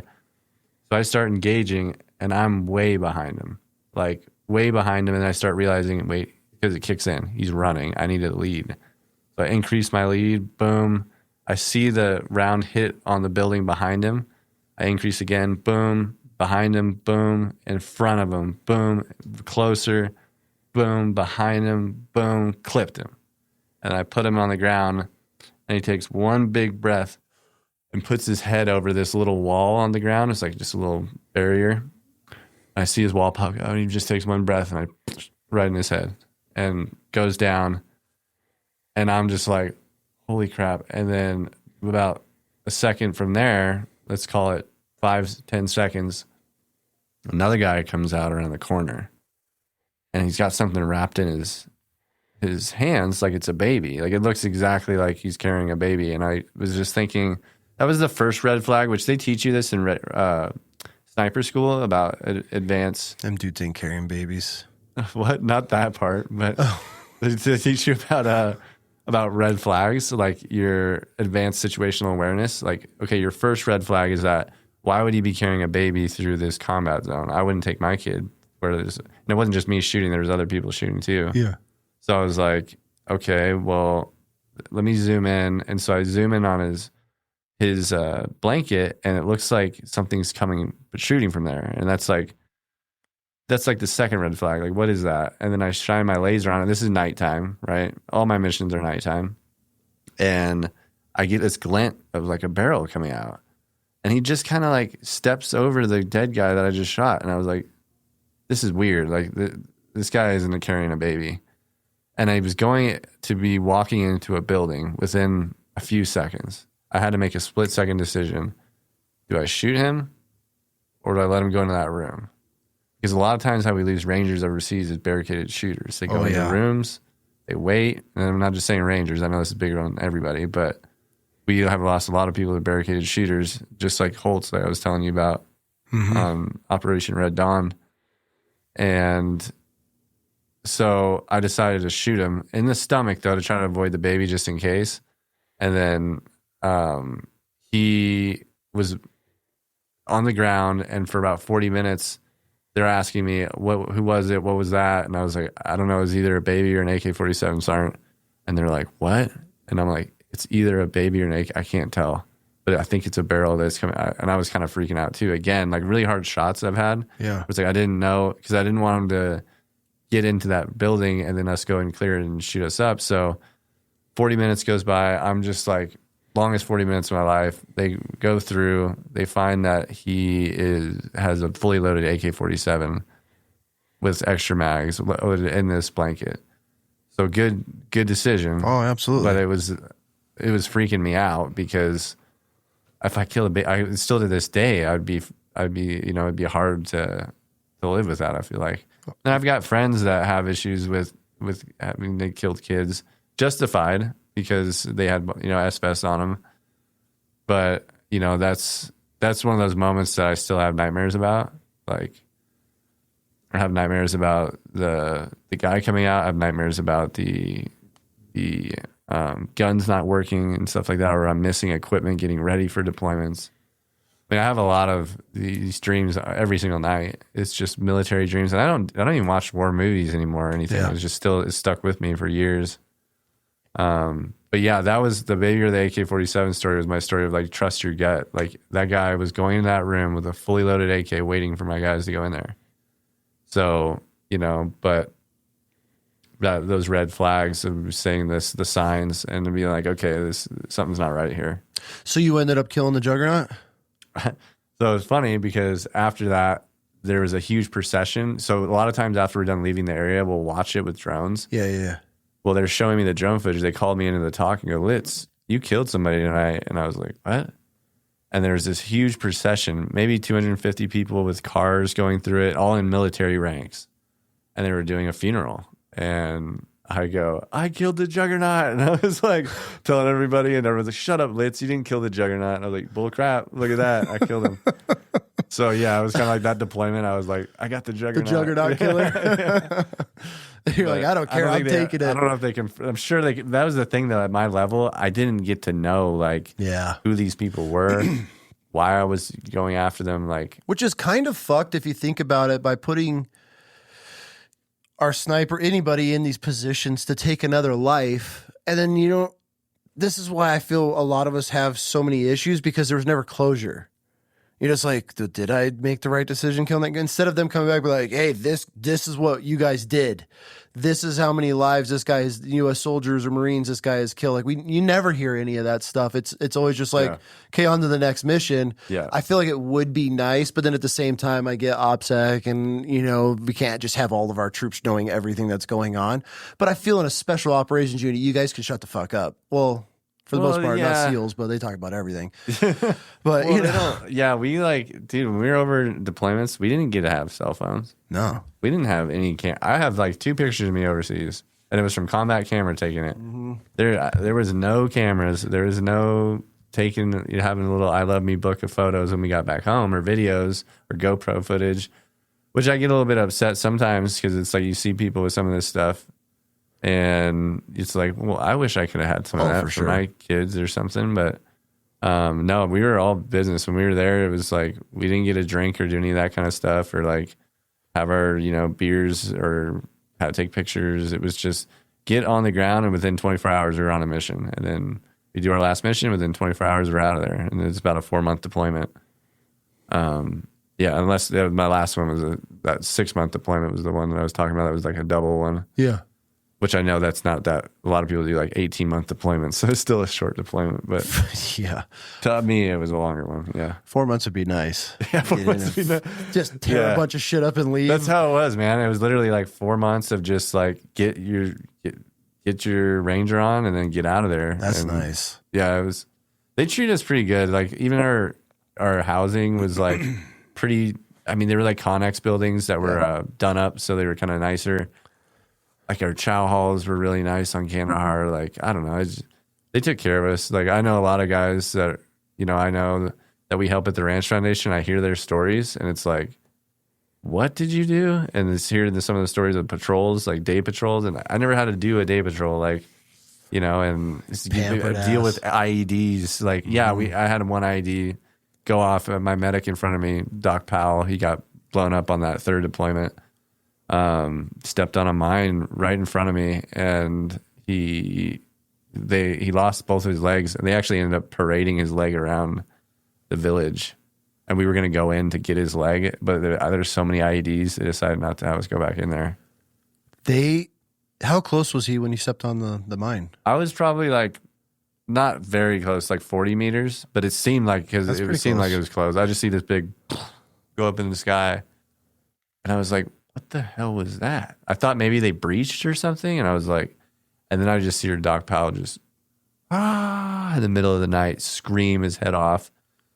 And I was like, and that was my first IED I've ever experienced. And I was like, oh my God, that was mine. And then we started pulling security and we're realizing that there's like an ammo can off here on this trail.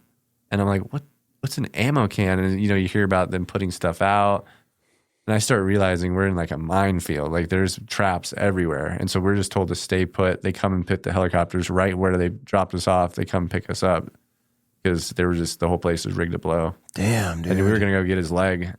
This town was parading this dude's leg around like a war trophy. They had it on like a stick or something in town and they put it up on like a flagpole. But I didn't get to see it or anything. That's just what our first sergeant Barrett was like.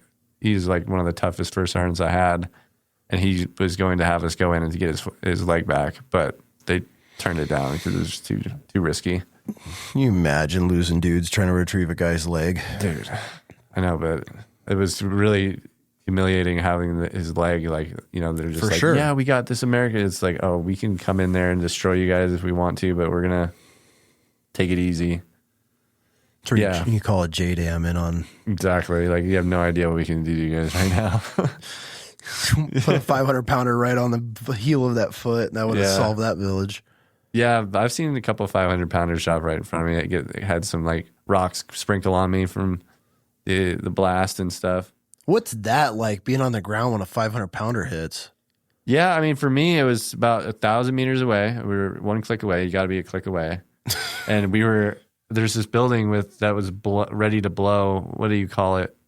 We called it like Bosco. I forget what the code word is, but it's when you realize that, or landslide. You ever heard of that term? No. Yeah, that's where the whole building's ready to blow, and it's like, get out of here. Okay. So we had snipers on the roof, and they called landslide, and they jumping off this like 20-foot roof, and we ended up pulling back a kilometer, and then they brought in the fast movers, and all I remember is just like this two really quick, and then boom, boom, and then you just maybe 20 seconds later you're getting hit with rocks and stuff a kilometer away. So that's one of two times, I've seen those go off, and it's supportive for sure when you see that you have that kind of firepower behind you, like watching your back. That's why I didn't feel scared too much when I'd go out, because I had everybody in the sky. We had planned everything. It's nighttime. We're all sneaky with our night vision.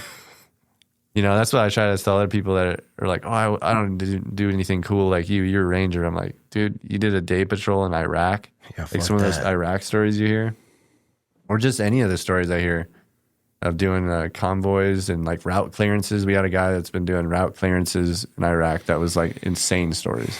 Yeah, just taking that. Dude, I have the funniest night raid story. Well, I have a bunch of them, but it was like one of our first like official, we get to go out and I get to take my squad, my little fire team, and we got the Iraqi army with us. And this one Iraqi soldier, he's one of the largest human beings, like as far as just big. And then his head was so large that they found the biggest Kevlar for him, and it looked like a little like yarmulke on his head. It's like a mushroom. It didn't fit, and he couldn't get it. His head was so big he couldn't chin strap it, so it just dangled. Anyways, we go and we get the house. We're gonna go in and we gotta go detain everybody in this house, and they want us to be all like recon and shit. And we get in, and there's a light on in the kitchen. And so I come along the wall, and I got this giant ass, like 7-foot Iraqi dude. I got a picture of him. We called him Tiny. It was his call sign. Go figure. And anyways, I flip my MVGs up because we're going to like peek in this window. Well, I didn't remember how far they stick out of the helmet. So as I'm coming up, right as I like make eye contact, dude, I'm just like scrape the mounts on the glass from it, because he's like kind of holding me, and all these people, these Iraqis, are sitting at this table like doing some game, and they all just and turned, and he's kind of like holding me, and I'm on this windowsill, and I just make all this screeching noise on the window, and I just stare straight out, like, get the fuck on the ground, like start yelling. I didn't know what to do. So we all go running in. Nobody was even there that we needed. It was the biggest shit show, but I blew the whole thing by scraping my MVGs on this window. I was like, sounds like a funny like meme video to make, like this. literally on this window. I was like, and this is why I belong long in a mechanized vehicle with heavy machine guns. I was like, I'm not made for this. Yeah, it was one of those nights. We were dying. Like, I'm laughing. My boys are we're laughing so hard. We'd always make the Iraqis go in first just in case it was like fortified or anything. Like, well, we could waste them first. And so, yeah, they all went running in and detained everybody, and nobody was there we were looking for. It was a big shit show. So, but yeah, middle of the Nighttime night. ops are it's tough to get used to nighttime stuff. Like just walking, like Depth through fields and perception. stuff. Yeah. I mean, fucking aqueducts, those little irrigations, you go to jump over them and you... Oh, then you didn't realize you didn't jump far enough? Yeah, you end up on your face and your MVGs smashing your eyes. We lost a grenade one night. One of the guys fell in a ditch and lost his grenade. And dude, our gunny at the time was the biggest piece of shit. But where he fell, our house, you know, because everything, we'd go set ambushes in the palm groves and wait for people to walk and stuff in the middle of the night because they were going down to the palm groves and digging up their caches, and then they'd rebury them. So we were just waiting, doing all that dumb shit, just freezing your ass off all night. But his name was Eckenrode. We've looked for this. This kid joined the Marine Corps because he saw a commercial of the obstacle course, and he's like, "That's what I want to do." Told the recruiter, "I just want to do the obstacle course." That's his thing, huh? He was one of our smallest Marines in the battalion. He would drink 30 beers in a night, and he would be blacked out drunk the next day. We would have to. He would come out in formation, jeans, a Marine Corps boot, a sneaker on, and like a flannel or maybe his blouse, like that drunk from the night before, where we would be dressing him. He would get in formation, and this dude would run 3 miles, do the pull-ups. He would just blow through. We would have him in. Our gunny would march us in formation because he was so drunk he couldn't walk on his own. So we'd have to hold him up in formation going to work. Anyways, this kid, he ends up getting out of the Marine Corps and disappears. We've been looking for him for years. Nobody's heard from him. We've checked all the hospitals, all the records and everything in his last known location. But damn, what was I going to say about that kid? What was I saying? Just lost my train of thought. Eckenrode. What did Eckenrode do? Oh, the grenade. So he falls, right? So our house sat above the palm groves on a road. There was our house, then a road, and then it dropped down into the palm groves along the Euphrates River, and he fell right there. And because of the MVGs, he's all fucked up one night. And dude, we made him go back and run and go get his, because our gunny was like, "You need the grenade." And we're like, "You got to be kidding me." I was like, "Dude, we're all dropped gear for the night. We're made it back in our house." And I was like, "All right, Eckenrode, get Johnson, and you guys are going to run and go find this fucking grenade. We're going to be on the roof." So there's 6 of us on the roof of the house, and here are 2 little dudes. They go running in there, the shadows running through the town. They go down in the palm grove and disappear. We're trying to watch with our MVGs. It was one of those, if they got caught, they're fucked moments. They come running back, and I'm like, "You get it?" He holds the grenade, but yeah, dude, all from an MVG, from falling in a ditch because nobody had depth perception. But yeah, MVGs are interesting to get used to. Would he got in trouble if he didn't go back and get the grenade? Dude, our gunny would have burned him. Yeah. He was that type of dude. Yeah, our gunny was the dude. He went on one patrol, and I think we were there for months. He went on one patrol the whole deployment. He was just a coward. It was his first deployment, and he had to do it because he was such a turd. And then he had to do that deployment to get promoted. So he just sat in the COC upstairs the whole time and just. Did you come in at night and freaking from a patrol middle of the night, you're done, 3rd patrol of the day, you'd come in, we'd be laughing and joking, just being Marines. And dude, this dude would come down and be like, kick the door open. "You need to shut the fuck up. We're trying to sleep in this house." And I just look at him like, bro, he just sits in a COC drinking coffee all day. And this is our 3rd patrol today. Yeah. We just froze our asses off walking in the palm groves because I was there both times in the winter. And this dude has the audacity and is perfectly the black fleeces that you guys get, yeah. The Army. I've talked about it before. My boy's vehicle went down. We were working on it. We were on Al Assad, and we're the motor T lot for the tanks was right next to the Army supply, and so for us, if that's your vehicle, that's your home. So we're kind of living next in this lot that's locked up at night, and they got a couple the spotlights that are working. I saw the Army the day before, and they opened up a Connex box, and he was divvying out those black fleeces. Those and are I warm. was like, dude, I'm in a flight suit with a green Marine Corps hoodie. That's it. That's all we had. Granted, we're in vehicles in our tanks, so they're warm, but it's still freezing. So I was like, "Bro, I'm getting us jackets tonight." And my boy's like, and I was that Marine. There was no talking me out of it. Dude, I'm doing it. And so I went and get bolt cutters. Middle of the night, we're working on his vehicle, and I'm just cut this giant hole in the fence. Dude, I walk over the Connex box. Of course, Army doesn't lock shit up. Dude, I go in there and all the boxes are all stacked and they all have sizes on them. Dude, I'm just hucking these giant cardboard boxes of Army black fleeces. I'd run back in, extra large. I'm throwing them like another extra large. And so, dude, my whole platoon, everybody had black. Well, not everybody. We left some dudes out, but everybody got black fleeces. I still have mine. It's melted. But yeah, dude, we ended up getting that from the Army. We ended up stealing a bunch of their shit in Al Assad. I don't even know how I got on that story. But yeah, it was one of those things I try to keep warm because it was so freezing, bro. We had no gear. It was miserable. But yeah, we just took advantage because obviously the Army was not paying attention to the shit. We're like, no, take it from the Army. We're doing this 100%. 100%. They'll get more. They'll be fine. Yeah, I had a friend, Raul Adams. I was just reminding the grenade, like going back. Because he was literally taking contact, and then he was maneuvering, and realized that his suppressor was gone. Oh god! And he had to under fire go back and try to find it. I think somebody else found it or something and gave it to him. But yeah, I was just thinking, would a grenade be good? Like, we need to send people back if I lost a grenade? I don't know. He knew where he fell because it was. We were literally coming. You definitely out. don't want them to grab it and use for it sure. us. For sure, we're coming out of the Palm Grove where our house is like maybe 200 yards up the hill. You know, sitting there. So we were right there, but it wasn't far enough where it was like, hey, get everybody geared back up. We got to go look for this shit. It was like, hey, grab your boy and we're gonna get on the roof, fucking run your ass down there. That was probably one of the funniest things to see these two Marines with like no gear, just dipping with FEGs in the middle of the night, just in the shadows, and there they go. We're laughing. You know how it is. Like you just make fun of everybody. Some, like, what are those Lids? You remember the little like flashlights? They're like the IR flashlights. Bro, I was a fucking Marine, dude. Yeah, you're a Ranger. We do not get the why same don't you tools. guys get more like? What's up with the funding with the Marines? Because like we don't have funding. We get everything that the Army retires. Yeah, but I've never understood that. Why because I would consider like Marine infantry like premier from Army infantry. I think like the basic. I would infantry. technically consider Marine infantry would be equivalent to like Army Rangers. Really? Without the gear, 100%.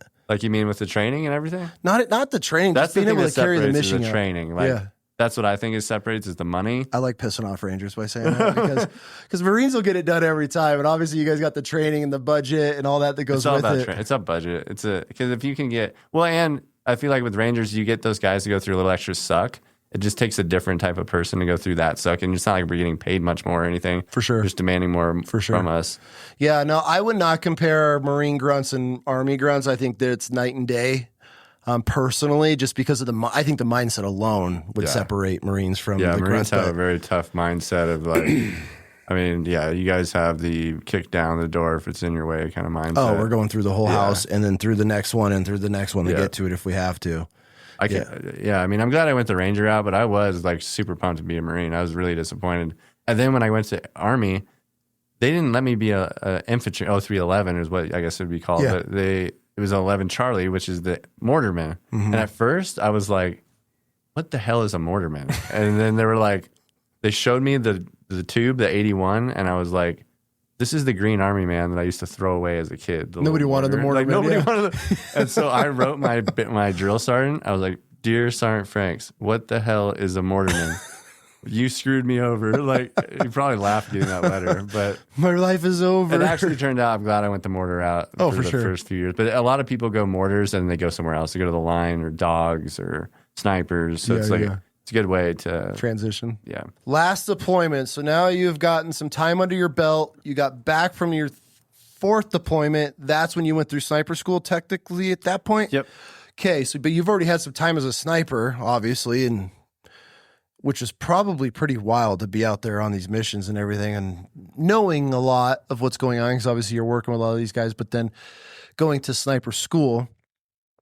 So then you go on to your final deployment as an actual sniper. Right. There's 2 sniper schools I went to, though. Oh, okay. What are There's those? The Army Sniper School, which is the one you've heard of, the DA Army Sniper School, and then what's called SIFSIC, Special Forces Sniper Course. It used to be called SOTIC. Okay. Special Operations Target Indication Course or something like that.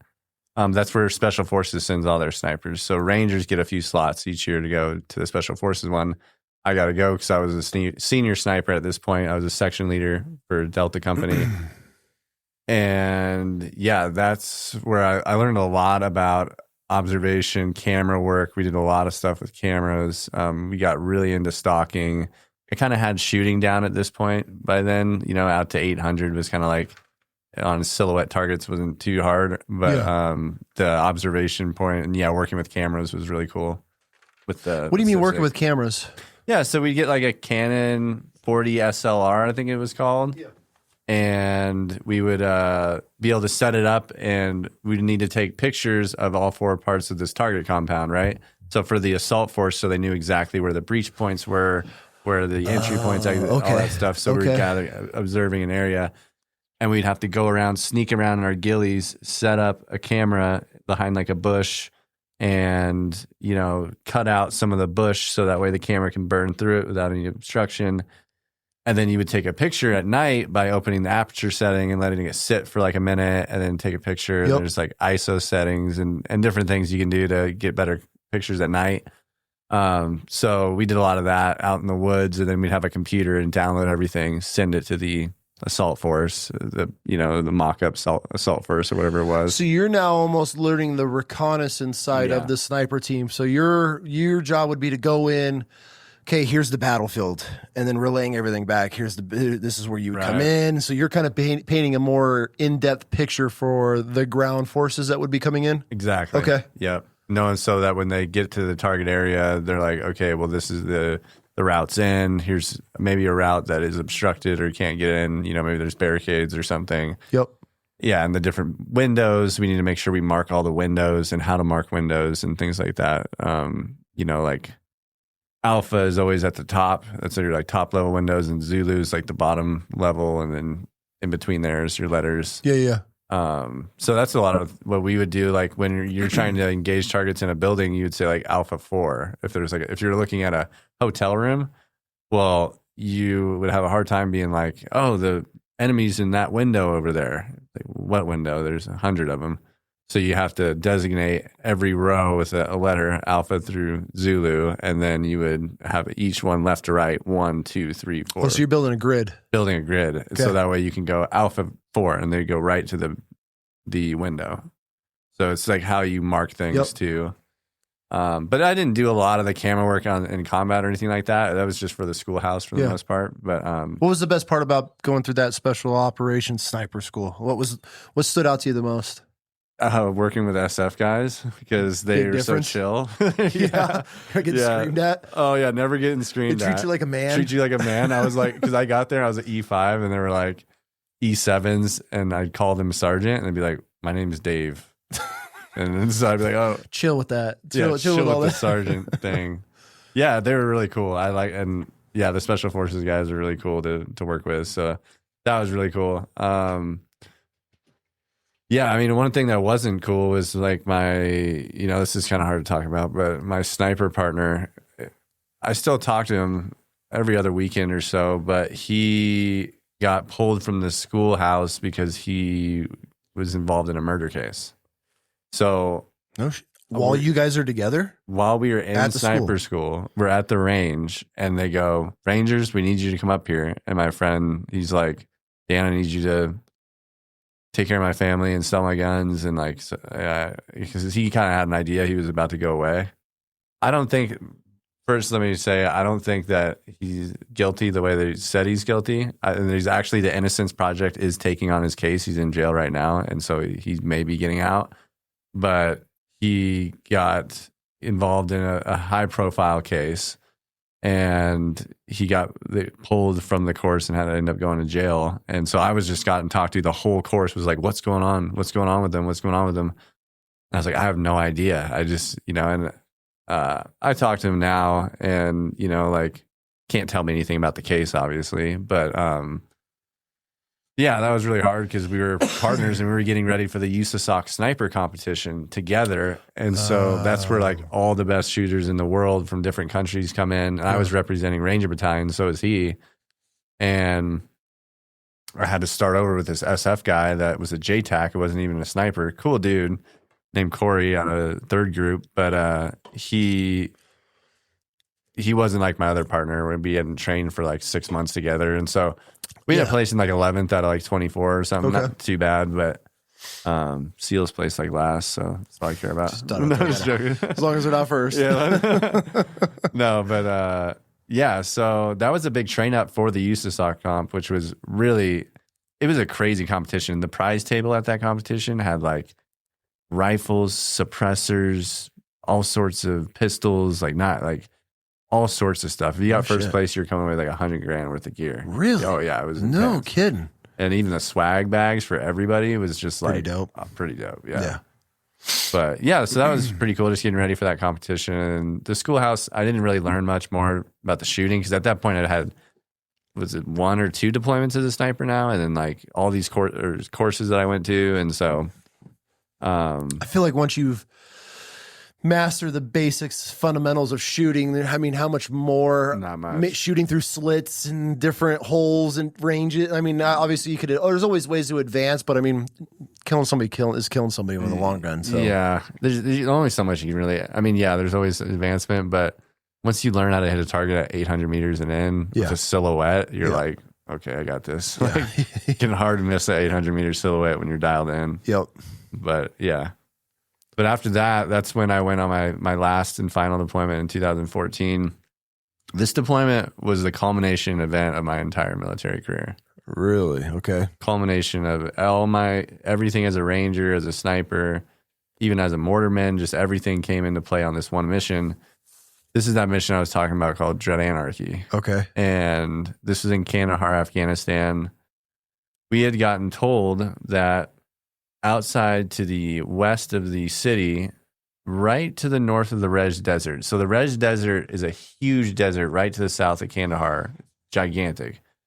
And right when it ended, there's this wedge between like a mountain range and the desert that kind of wedges into a funnel point that you can kind of come into. Well, they were going to have us go in and disrupt this whole area because there's enemy in the area, and we didn't know how many, but we were going to go in and disrupt it for the coalition forces that were clearing their way through the next day. What do you mean by disrupt? Go in and kill every bad guy that's in there. Okay. Yeah. So, which I'll get to that because usually I'm used to kill capture missions. Every mission as a ranger I was ever on was a kill capture mission. Most of the times it's capture, kill if you have to. But so for a week, we're planning this mission, and I'm using the drones to look all over the area to look for IEDs. I'm not looking for IEDs. I'm looking for disruption in the earth, like different thermal. I think they were using LiDAR or something. And so we found that, okay, this was a clear spot to get into. And I was looking for routes because that was my big baby, was routes. And this was a big one. So I was like, I don't want to screw this up. Well, my first sergeant Vinny, he was like, this was with second platoon Alpha Company at 2nd Ranger Battalion. And he was like, we're going to come into the Rej Desert, boys. We're going to walk through the desert and they'll never see us coming. I say this with all due respect for Sergeant Benny, but I'm like, we're not going through the desert, dude. I'm like, that's because by the time we get to where all these potential bad guys are going to be, we're going to be smoked. Like, how are we supposed to get into a gunfight and we have people falling out in the desert? Because this was a 4-kilometer movement through dunes that were like 20 foot. Just doing this. Oh god! So I was like, and sand, like walking hours. through. And then we go to a gunfight. I was like, no. And so I got with the helicopters, and I was like, you got to do something. He's going to want us to walk through this desert. And he's like, well, the helicopter pilots said no, we weren't going to do it because of the rotor washer. It could get into their engines or something. They can make up anything. So then, they're like, we don't want to do it either. So he's like, all right, well, where do you want to go, Litz? And I was like, we're going to go on the other side of this mountain. It's about 3 kilometers away. We did acoustic modeling, which is where they look to see where the sound is going to be. That's crazy. Yeah, they can see like how far the sound waves are going. So we tucked ourselves behind this mountain and we started to infill. Now, this infill was really tough too because there was all these giant bushes that were like 8 feet tall, like really big, just desert bushes. And we're breaking brush through them, trying to find paths through these bushes. And the mountains to the south of us on our right, and we're just paralleling the mountain. And all of a sudden I see a guy off onto these buildings, and I think we had taken a little short halt, and I was just zooming over there, and I saw a guy peeking around the corner with a ICOM or some sort of motherfucker. Yeah, and I'm like, dude, this reminds me of back in my third deployment. Like, and so I was like, okay, and I told the PL like, hey, we got a guy calling up our position. It looks like he's got ICOM. He sees us, and he's like, let's just leave him alone. So I'm like, yeah, okay, we'll leave him alone. Not 30 seconds later, the ISR platform, which is the drones, are saying there's 6 movers moving towards your position. They look armed. And I was like, okay, well, now we got 6 guys moving towards our position. I'm just getting to the release point because I created the whole route. So we get to the release point. I can't see shit. Like there's bushes 8 feet tall everywhere. So how am I supposed to provide overwatch as a sniper? Well, luckily, this is a good learning point because I had a secondary plan, right, of where I was going to go in case I couldn't see. Because the drone footage, you couldn't see. You could see the bushes, but you couldn't see how big they were. I thought they were like 3-foot bushes. Yeah. So the side of this mountain that we'd been paralleling had a spur on it. So my plan was to go up on top of the spur so I could see the whole valley. Okay. This whole valley from where I was across was probably 1,000 meters. Okay. And then, so we get to the release point, and the 6 movers are still moving towards our position, and they're sparkling with the infrared. How did this guy see you at night? They don't see us. They're maneuvering. No, I'm talking to it. the dude that was calling you. I don't know, because we're making a ton of noise. Okay, bush. All right. I don't know. Like a herd of elephants. Maybe he heard the helicopter because it wasn't too far from where we landed. So he was like a scout of some sort. He was like early warning system. Got it. Okay. And obviously, I didn't get a chance to ask him or anything, but I was at the release point, and I see the sparkle from the infrared strobe with the 6 guys underneath it. And I was like, okay, that's about 300 meters away. We need to get to the top of that mountain now so we can see these guys. Because I know once we can see them, I can kill them. Mm-hmm. And I'm in my mind just like, we have to get to where we can see these guys. So we start maneuvering towards the mountain, and I get up there. And I'm smoked. Everybody on this infill afterwards told me they were just smoked because it was a hard infill. And we got to the top of the mountain, and my sniper partner got up there just before me and was like, Litz, I got 6 guys with AKs and RPGs right in front of me. And I look at him, and I look down, and then I see them with the infrared on them. Because I had been going up this mountain, keeping them to my back, just trying to get to the top. And they were only like 200 meters away from us, maybe 150 meters, like close. And so I get up there and I start calming down because I know we can start shooting these people. And as a ranger, that's like gold. You're like, I'm cleared hot to shoot these guys. So I get up there and I say, Tori, you get the trail guy, I'll get the lead guy on the TIA 2, which I might have not said the TIA 2, but we had trained that enough. Yeah. We do the TIA 2 because it's a 2 is like it's a hard instead break. Of 2 1 0, it's like doesn't really like it is a better noise to break on. So on the TIA 2 5 4 3, and there's drone footage of this out there. My sniper partner has it. We got it. I never got it from him, but I'm trying to find it. Tell him to email it to me. I want to see it too. But I've seen it plenty of times because when I got back, I watched it. But the trail guy and the lead guy just go and drop, and then the 4 guys in the middle, we start engaging. 2 of them get killed, but 2 of them get out of there. And so I'm chasing one of them in my scope, and all of a sudden I start seeing rounds impacting behind me, right next to me, right below my feet. And I realized that they're dialed in on me, some other machine gun or something. It wasn't these 6 guys. I was thinking it was just these 6 guys in the valley or something. There's way more than that. But they had zoned in our position because, not to dog on my sniper partner, Tori, but he didn't put on his suppressor. Okay. So they got you big guys muzzle dialed. flashes on the side of the mountain. Yeah. So they're just shooting up there, and I'm right next to him. So he's getting shot at, I'm getting shot at. And this was a moment that I'm proud of this moment, but it's just a defining moment for me that I was willing to give my life for my country because I realized I was about to get shot. And I kept thinking to my friend, who's the same friend that's in prison right now, saying how bad it hurts to get shot. He had gotten shot in the arm. And that's all I could think of was, I'm going to kill as many of these guys as I can before I get shot. So I'm still engaging this guy, and he's about that 500-meter guy that I'm talking about. Like, that's my farthest shot was. Yep. And then all of a sudden I clip him. He goes down and he starts to crawl, and I'm trying to engage him more, and I get hit in my back, lower back, almost my butt. And I fall down. I just keep thinking, this is going to hurt so freaking bad. Like, my friend told me this really hurts, but it didn't hurt that bad. And I was like, okay, well, that didn't hurt that bad. And then he's running over to me on the radio screaming, Litz is down, Litz is down.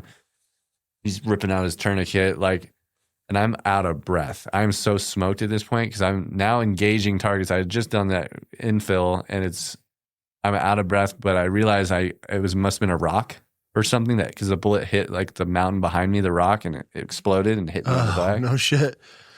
So I just realized that I'm okay and I didn't get hit, and I start laughing my ass off on the side of this mountain. And my sniper partner was like, "You good? You good?" And I was like, "Let's fucking go!" And like I get up, and we for 45 minutes just start, and we move up the mountain a little bit. We start engaging more targets. The machine guns come up. They're now supporting us. So machine guns start opening up. The JTAC comes up with the mortars. Spectre is shooting 105 shells. Boom, boom, God, boom. how cool The little is birds that? come in and do gun runs on the 4 guys we just killed right in front of us. They did rockets and their miniguns, and I ended up running out of ammunition. Okay, that was going through my head. I'm like, how Yeah. much ammo are you guys I carrying didn't bring on this? much. I should have brought more. That's like my old platoon sergeant heard how much I brought. He'd been like, "What are you doing?" But I probably brought 9 mags, and one of them was a subsonic mag. So it's for like dogs, and Yeah. not that I kill dogs. It's for infilling. Sometimes you have to kill a dog. There's a lot of dogs. There's a lot of dogs. There's a lot of dogs. But yeah, so I had probably 8 rounds of 20, so 160 rounds. And I get down to where I'm realizing my cargo pocket's full of freaking mags, and I realize I have 1 mag left. And I'm like, Tori, how many mags you got left? 1 mag. And I'm like, stop shooting, save your mags. And I start spotting rounds for the machine guns. So I'm looking at, and there's sparkles everywhere of enemy. There ended up being 32 enemy killed that mission, I think. Oh, damn. But there was way more than that. For It's sure. just how many they said that were killed. And I was just spotting rounds for the machine guns, and then the Gustav too, which is the rocket launcher. Yep. Essentially. I was spotting rounds for him distances. So it's like my distance, my target detection, and my distance was something you learn in sniper school. Like you got to guess distance by eye and by scope, and so I'm like 300 meters. We're a little short. I'm like add 50 fire for effect, right on target. You know, some spotting rounds for the Gustav, trying to get mortars up and running, but the little birds are flying around, so we can't get the mortars going. They tell me, and my first sergeant, they're pinned down in the valley where we had just left from the release point. They never left, and they had got, our first sergeant went into the bushes and got shot in his stomach by a guy hiding in the bushes. That's how we know there's guys everywhere. He gets shot in his mags, so like it screws up. His stomach's still a little messed up, but he's doing pretty good. And then our medic got shot in the neck. It went through, so it's not like he didn't die, but so they're like, we got to get the first sergeant out of here. He's immobile, and so they're like, Litz, we can't land where I was planning on landing, was right where the enemy was. So I had to go off in Afghanistan by myself around the mountain and find a new place to land. So I found this place that was next to some tents. I was like, it doesn't look like a threat. We're good. Went back, said, sir, I found a spot for us to land. We hike the first sergeant over the mountain. Our medic straps himself up, walks out of there. But our first sergeant, they carry him over the mountain to the new HLZ. And at the same time, Apaches are doing gun runs, chasing guys. The Spectre's still shooting. And this was like a 45-minute gunfight. And then You killed 36 dudes in 45 minutes? Not me, but Yeah, but your team? 32, I think it was. Yeah. That's a lot. Now there was Spectre was shooting people, and like there was the snipers and machine guns were doing most of the work up there. Yeah, And but but that many dudes in that short amount of time, I feel like that's a chunk of. Yeah, that's the most I've ever. Yeah, This mission was like, we don't get missions like these very often. Like it's not like you arrange and you have a mission like this. I was very fortunate, I feel like, to be able to have a culminating event from my career on my last deployment, almost one of my last missions, and be able to get an award for that mission. I got an award for valor, and so did my sniper partner, and so did some Good other for guys you. up on some guys on the support boat fire with us. What award did you end up getting? called the Archon of Valor. Okay. It's like the lowest award for Valor, but I mean, I was Dude, pumped. I was just pumped my platoon put me in for it because nobody wants to put anybody in for awards, and it was just kind of cool for them to recognize that, I guess.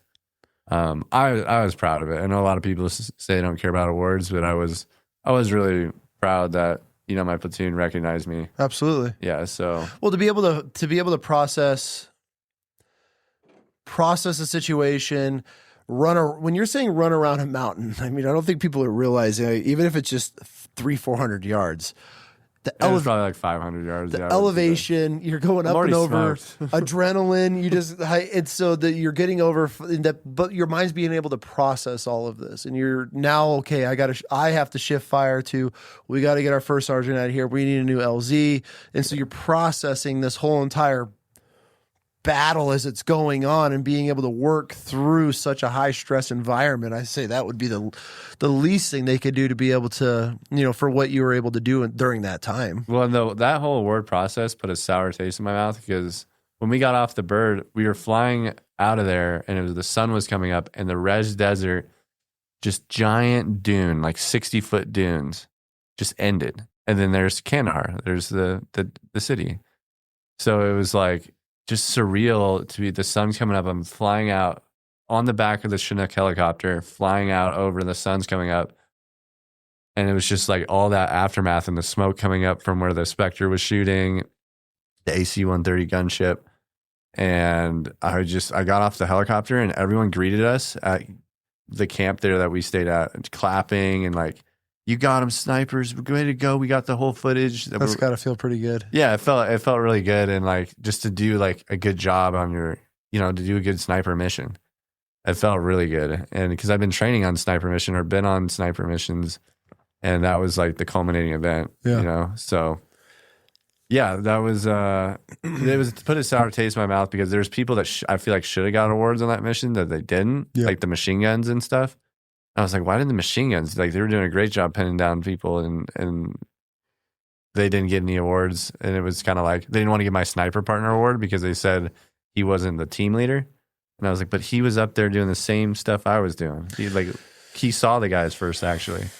So I was like, no. I basically told him I wasn't going to accept the award unless Tori did, and they ended up giving it to him. Good for you for doing that. Yeah. Well, he deserved it 100%. He did everything I did that night. So it was like I didn't feel right. Like, awards are such bullshit in the military. I think it's the biggest crock of shit to me. It's very political. It's all political. You got all these officers and they do one deployment and they got all these awards and everything. I had one of my old sergeant major on.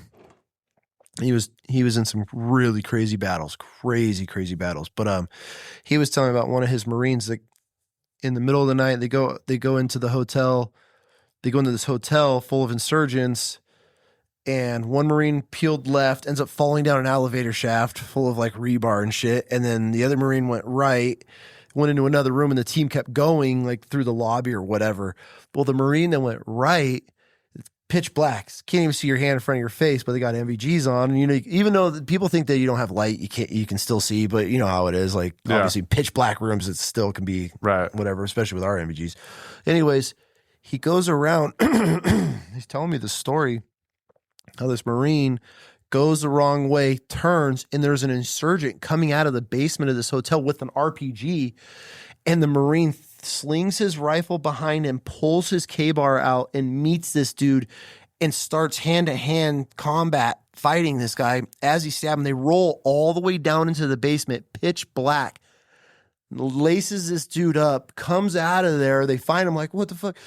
Recon ends up going down there, finding a bunch of insurgents under the stairs. They said they were terrified because they could just hear the screaming right at the base of the stairs. Recon zips all those dudes up. They wrote the dude like a NAM. What? Yeah. Yeah. So NAM's like, that's like a... The low, like a NAM with a V is probably compared to what you got. Yeah. And so, like, I had a buddy that they read his NAM off. He got a NAM with a V, and it was this...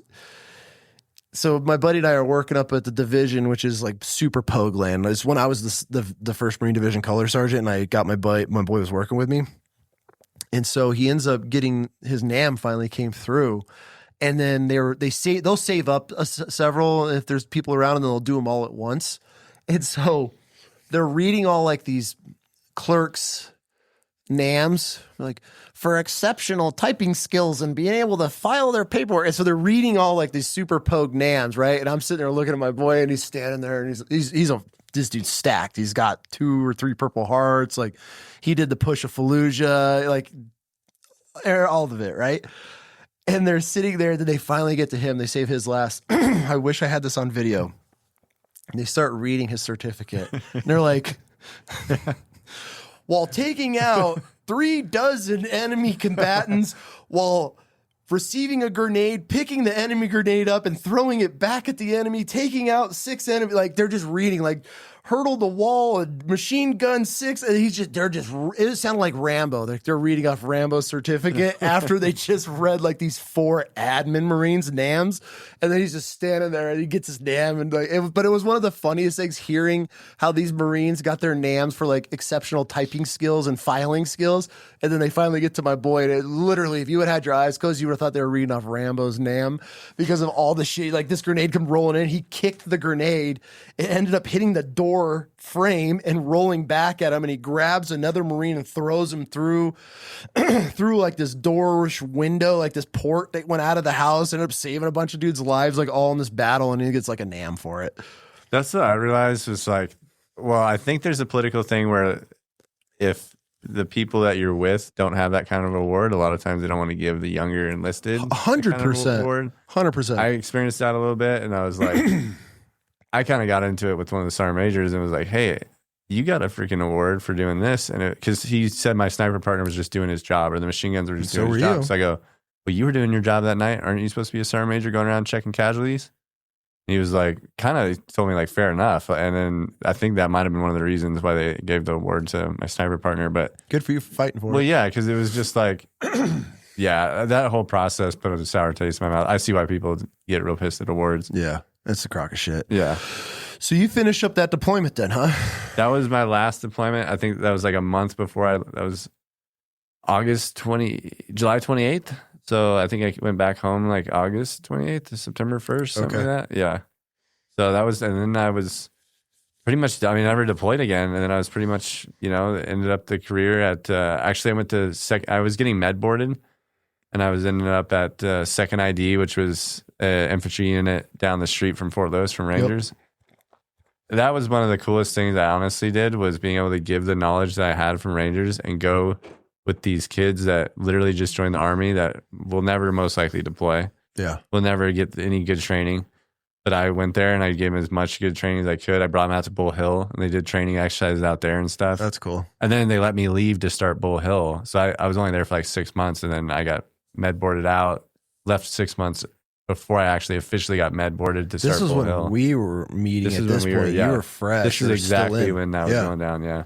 Yeah. Yeah, when we went out to Vegas. And well, dude, because you and McConnell told me, you guys are the ones that started that whole thing. Because you were like, dude, you should start a school. And I was like, you think I could? Like, I was like, yeah, and I was like, and you're like, yeah. And then I was like, and then Steiner gave me like $3,000 for that. And I was like, I can make money doing this?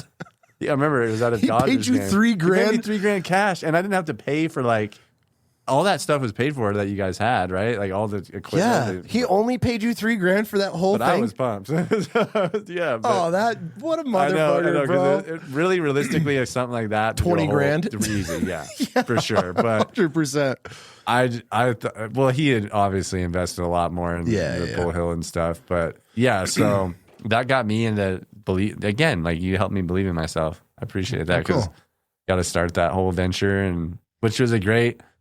Bull Hill was an amazing experience. The family out there, the Guillaminos, amazing family. Yeah. And, I was just going through a really, this kind of goes into the end of the military career and into, more of me going through PTSD. Yeah, which is where I want to transition into, because obviously you've done a lot while you were in 4 to 5, technically 6. You're combining 2 together because you got extended or whatever, but you got 5 deployments in, seen some shit, done a bunch of shit during that time, and then all of a sudden now you're out. And this is where I feel a lot of veterans have a hard time, because that, I'm not speaking for you, but that was your identity from as a child, wanting to be, in the military. Then you finally get your goal.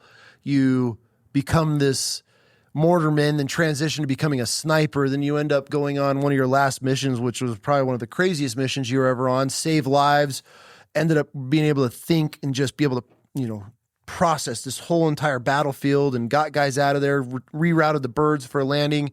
And then before you know it, you're on a med board and you're on your own.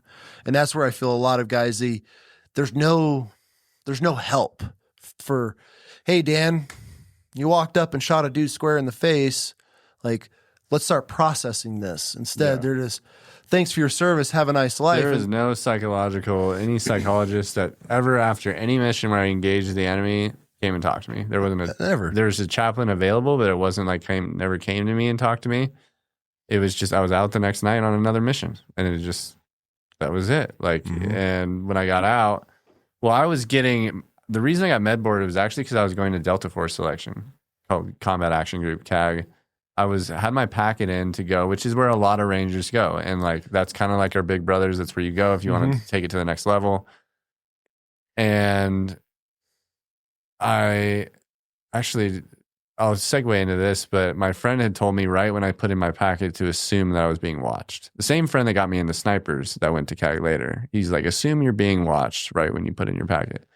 So there's that. I'll shelve that for now. But I went to go put in my packet, and then they came back and said that I couldn't go through because I have an autoimmune disorder, psoriasis, and it flared up during Ranger School. I never had it before, and Ranger School like really screwed me up. I had it all over my body. It was terrible. And I had to take this injectable medication, steroid, to be able to make it, and it worked. But because I was on that medication, they said I couldn't deploy on it because that medication you can't deploy on because you have to get it, like freeze it, and you have to keep it, whatever. They just denied my packet. And at that point I was like, what am I going to do? Like, I don't want to just, this was the next step. Yeah. And so they offered the med retirement. That was an option. And I went to my medic and I was like, hey, what do you think I should do? And this is Doc Cooper. And he's like, you should take the med board. There's a lot of benefits to that. And I was like, really? And he's like, yeah. And so I decided to take the med board, got out, and that's what led me to Bull Hill, which was great at first. Like, I didn't have issues with PTSD at first because like you were right there when I was getting out. I was fine like during that time. Yeah. I didn't have any issues, but slowly the seclusion where I would seclude myself and I would do more drugs and alcohol. I was big into alcohol, drugs I was experimenting with, and like cocaine, stuff like that. And I just started not wanting to like see anybody, and I started becoming suicidal where I didn't want to be here anymore. And I started slowly looking at my pistol, and then I started taking my pistol and like loading it and then putting it to my head and then kind of like putting it down and like putting it in my head and put my finger kind of on the trigger just lightly, and then taking the safety off and putting it back on and just kind of like messing around. And this wasn't just one day. This was like gradually over years. I would slowly start to kind of like get drunk and look at my pistol and just kind of think about killing myself. And so one time I'm up at Bull Hill, and everything's going great, by the way. And I don't want to glance over the Giglaminos. We're an awesome family. They let me into their home, into their family, and let us use all the Moses Range where we shot the mile. Yep.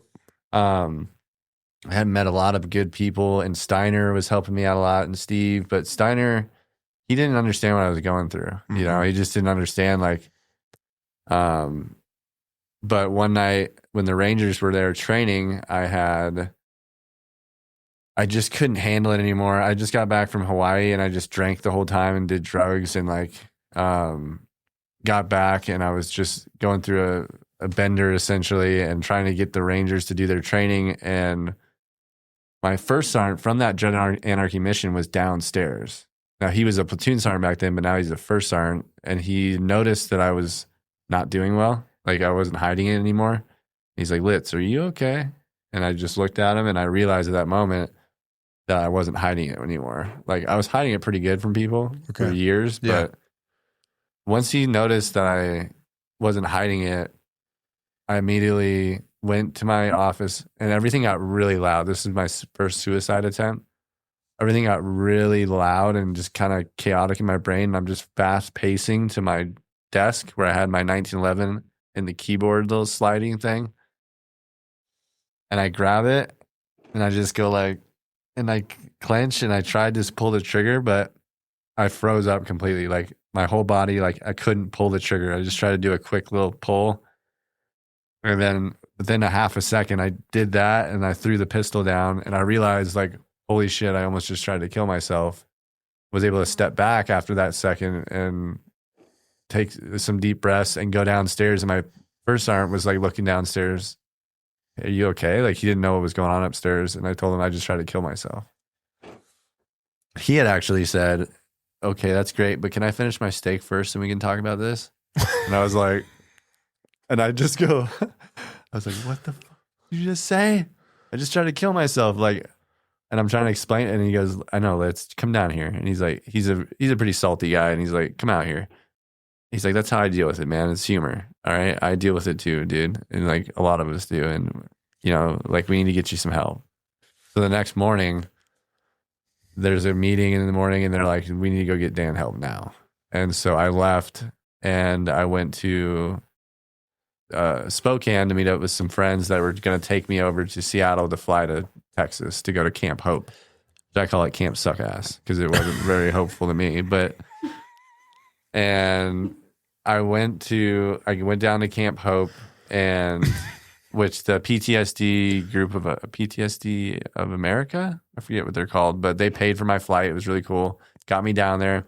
But this place, it was like in the middle of Houston, Texas, in a really bad area. God. And it was like, looked like the barracks, and it was a barracks, and then there was a cross at the end of the compound, which was maybe 150 meters long by 50 meters wide. That's this a big fenced off block in the middle of crappy Houston. Not anything against Houston, but this was not a good part. Houston's a shithole. We can all admit this.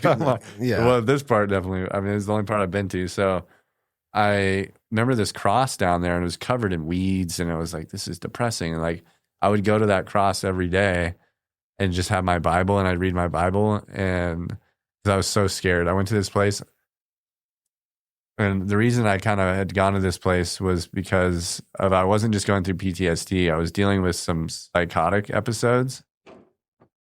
Because going back to what my friend said about being assumed that I've been watched every time I put in my packet for Delta Force, assume you're being watched.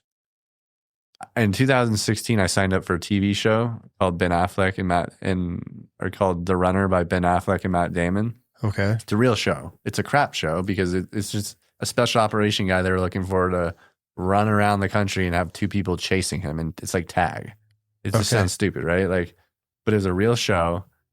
And I signed up for that show, and all this stuff with Steiner and you guys and everything starts like happening. I'm like, this just doesn't seem real. And then it hits me one day that maybe I'm on that TV show. Maybe they've been following me and watching me. And now the government's involved and I have a chip in my brain.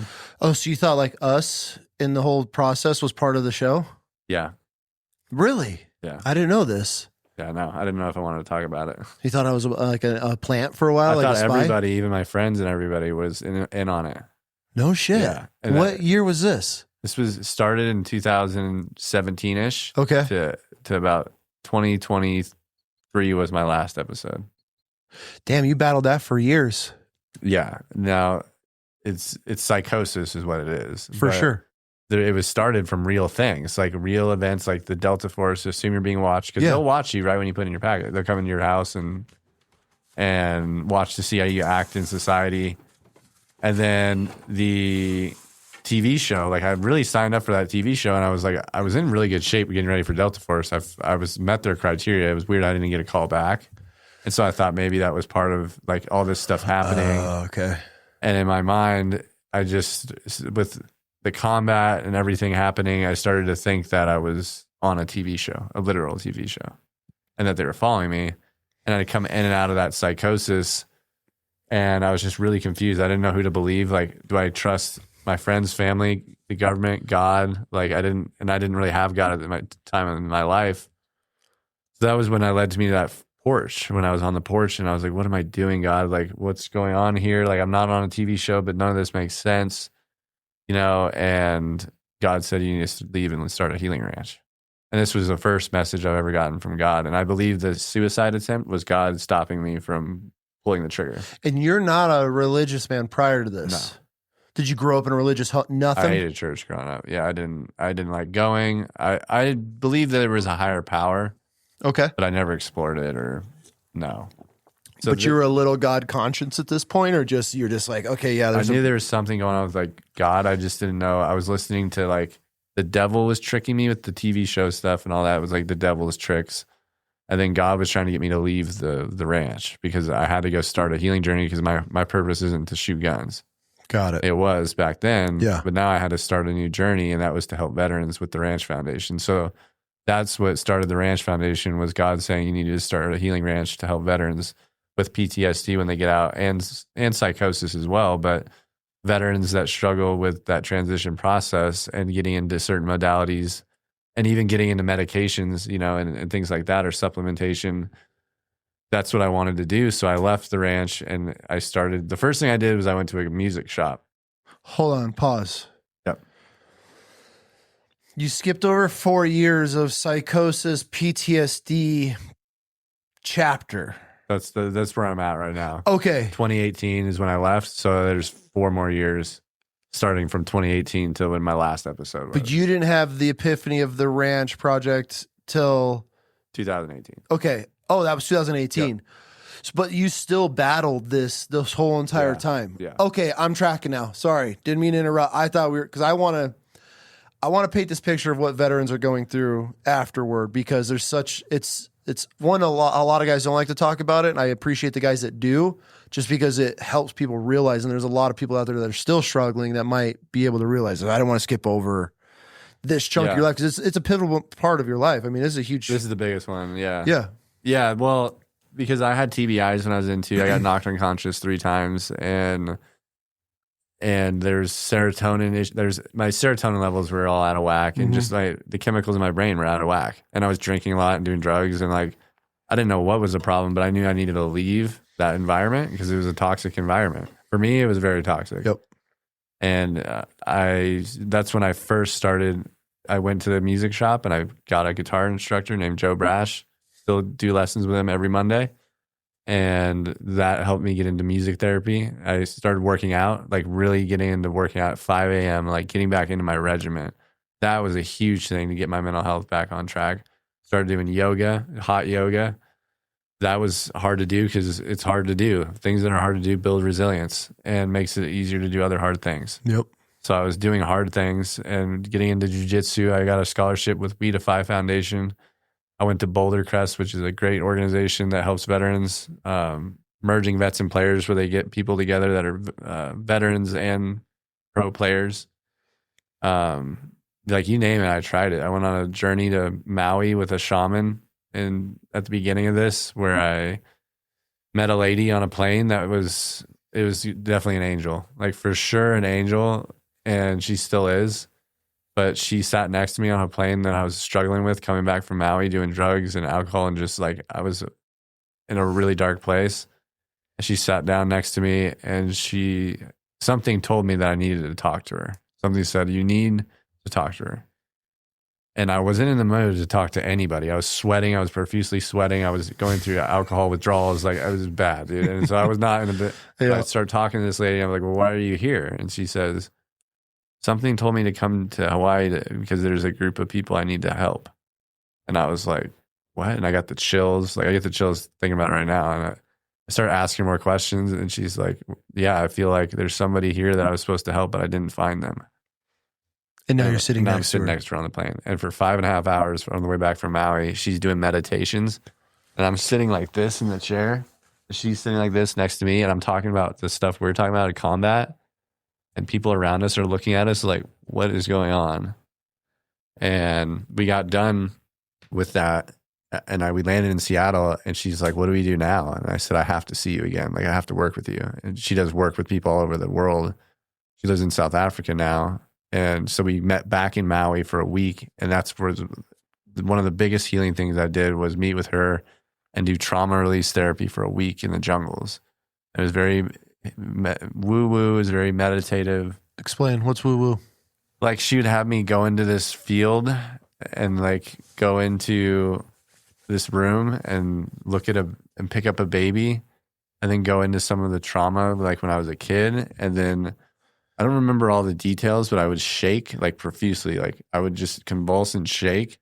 And then I would start laughing and I'd start crying and I'd be sad, I'd be happy, like all these emotions, and I'd be shaking. How is she getting you to this point? It's all mental? Mental meditation. Like, okay. Yeah, it's like like my eyes are closed and she's sitting there and she's having you draw the picture in your mind? Draw the picture. And so we did this for 5 days straight, and I started to become like a different person each day. I felt like more peace. My anxiety went down. I wasn't drinking. I didn't have the urge to drink anymore. And I came back a way different person. But the problem was I went back into drinking and stuff like that. And so I lost some of that enlightenment that I felt like I had. Okay. But I felt like I was literally getting enlightened. Like I felt like I had a higher connection with God and a higher power. And that led me to basically go to school where I started to do the psychology and do business, because I knew I wanted to start the Ranch Foundation to help veterans. But I knew I couldn't do it until I was healthy myself. For sure. I was still drinking a lot and doing other things I'm not proud of. And I didn't want to be a hypocrite. Like I wanted to make sure I had my shit together. Yep. So that led to leaving to go to San Diego, where I would continue to go to school and continue to do my jiu-jitsu with We Defy Foundation and guitar lessons and everything. But San Diego is not a good place for me necessarily. I was a lot of drugs, alcohol, partying. So I was like, I need to move back home. So I moved back to Tacoma, where my really good friend, Nate Broussard, he let me stay at his he had a condo there that I stayed with. And we started really talking about more about the ranch and like what that looks like. And we started not drinking as much, and we started being more, healing, getting into healing a lot more. And now this year, it's been 15 months since I drank. Good for you. And this last year in August, I was like, I'm ready. I'm ready to start the Ranch Foundation. We're ready to get it going because we want to make a nationwide organization to where we can help veterans do what we're doing this weekend, go on fly fishing trips, equine therapy trips. The Holistic Healing Project is our big baby. That's where we're taking 10 veterans this June 1 and doing all volunteer based. Most of them are veterans doing the martial arts, and they get to choose their martial art too. So they get to choose that's cool. Yep. Jiu-jitsu, boxing, Krav Maga, all sorts of stuff. And we're paying for their memberships, their gym memberships and instruction. They get guitars. They get Fender guitars. We're getting them, and we're giving them their own instructors. Fly fishing guides that are going to be their personal guides to help them with their fly fishing, or That's just regular cool. fishing if they're not into fly fishing. The trauma release specialist is going to come up that worked with me in Maui. She's going to be working with these veterans. I believe it's that powerful. So her name's Kelly Oldershaw. She'll be coming at the end of October when we do our retreat. And she might do some virtual stuff too. Okay. But that is something I feel like she can really help people, because what she did with me was next level, and I was in a dark place. Yeah. So we're going to have her come up. A biofeedback therapist named Julie Greeley out of Spokane, Washington is going to come out. What's a biofeedback specialist? It's like where they read your body on a cellular level, and it can tell your body, like, if you had cancer and you did biofeedback, it could say that you have this type of cancer in this localized spot. So pull out like molds and all that stuff? Yeah, it'll say you have like fungus and stuff. Yeah, okay. It'll say all sorts of stuff. Which is huge. I've been digging into that a little bit just recently, of how many people have mold in them, and how it affects you in so many different ways. It can crash so much.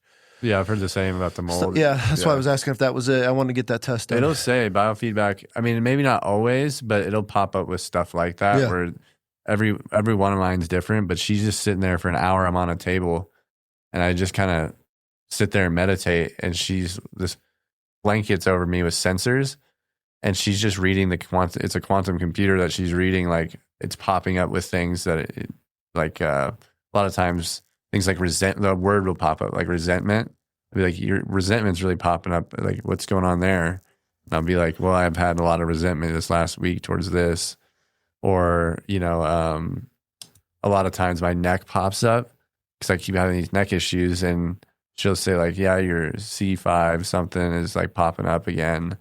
stuff like that. Interesting. It's because your body's like it has frequencies. 100%. Yeah. So if you can like tune in like a radio channel, tune into the frequency, it'll tell you what it's coming from. We just did some witchcraft shit. It wasn't actual witchcraft, but it was some voodoo shit for our youngest for allergies. And this woman was like, would grab this vial and she would tap my daughter certain way and then wave the and she would go off of her body's reactions and the frequencies.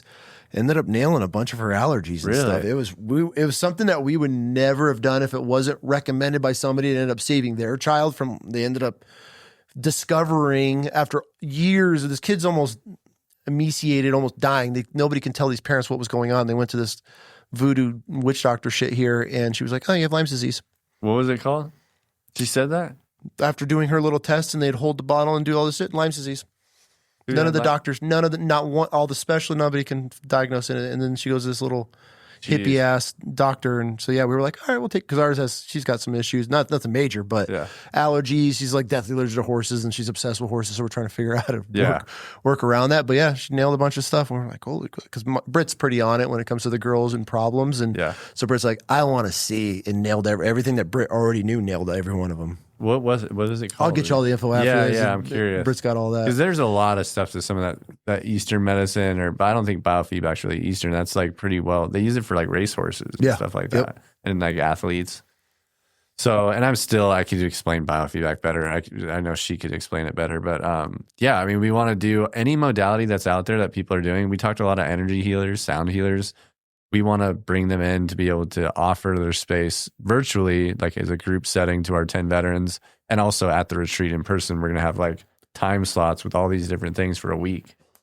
And the idea is to give these veterans some modalities that they can use outside of the program or the journey. We call it a journey, not a program. That they can, just like how I use guitar. I play guitar every day. It's one of my biggest healing modalities. Or if they are into martial arts, or if they want to continue doing biofeedback therapy and trauma release and stuff like that, they're opening the doors to some healing. And that's just what we're trying to do. It's really just, I went on a journey. We're just trying to help people on theirs, because now I'm in a really good mental health place. Yeah. And I struggle sometimes with stuff like anybody else, but I was in a very dark place where I wanted to kill myself many times. And a lot of it had to do with my, I don't know did we talk about my ex-girlfriend when I was getting out? You had some drama. I had some drama with the ex-girlfriend. I remember. We didn't get deep into it, but I remember you had drama. That was a huge part of like the suicide, because I was with her for 7 years in the Army. She went through all my deployments with me on most of them. And we had kind of separated. But she had moved to Ireland to go be there, and we had kind of separated, but I always thought she'd come back. And she came back and said that she had met some guy over there, and I didn't think much of it. And then she tells me that she's going to stay over in Ireland and be with this guy. And I was dealing with all this stuff from getting out. And then I lost my 7-year girlfriend to some guy in Ireland. I literally was getting on a plane when I was in psychosis. Some of these episodes led to some severe walking in the woods for a few days by myself, like in the middle of nowhere, or trying to fly to Ireland to go find her. Like it led to some You flew to Ireland to go find her? I was getting ready to I was at the airport. But my mom called the police and said, my son's at the airport.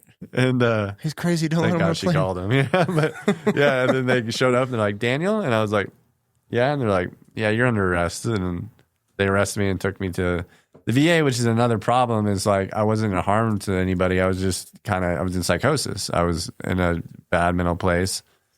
But when you get taken to the VA involuntarily, they take your gun rights for 5 years. Yeah. I didn't know that. So like, there's that, when that's not what I needed. And then you get stuck a lot of times. One time they stuck me with a $23,000 bill because I went to a private one because the VA didn't have any openings at their mental health department. Are these technically like a psych ward in a way? Psych wards, yeah. They suck. They are not fun. What's that like? Dude, I mean, one of the psych wards I went to, this was from the Spokane VA. I had told the doctor that I was suicidal at one point. Not now, but I was telling him I was suicidal. He got scared or something, and he hit the little button, whatever button they use, And he said, hey, there's police outside. They're going to escort you away now. And I was like, what? And then they took me. They didn't have room at the VA to house me. So they took me into a gurney, onto an ambulance. Were you strapped in? Strapped me in, handcuffed me down, and took me 5 hours across the state to Seattle area, 5, to this other facility, which I couldn't go pee or anything like that. Like, I was strapped down. I was humiliated. I get to this facility. There's no veterans there. It's a bunch of people literally throwing poop on the wall in my room and screaming all throughout the night, and drug addicts, and not people there for the things I'm there for. And it was freaking miserable. I was there for a week. I've been in the hospital 2 times for a month, and all they do is really just put you in pajamas, and they have like snack time. You get your snacks, and you just sit there, and there's books you can read, but it's not solving the problem. And then you get out, and you've been out of work for a month, so you didn't get paid for a month. And you missed your freaking rent payment, and everybody thinks you're freaking crazy. And so you're in a really bad spot. God, bro. Then it's just a spiral at that point. Like, how do you go from being in a psychosis mindset, then getting stuck in a VA mental institution for a month, or a hospital, and then they just like, all right, Dan, you're good. And they expect you to just go right back to life, and you're just going to pick up on the last step that you left off on?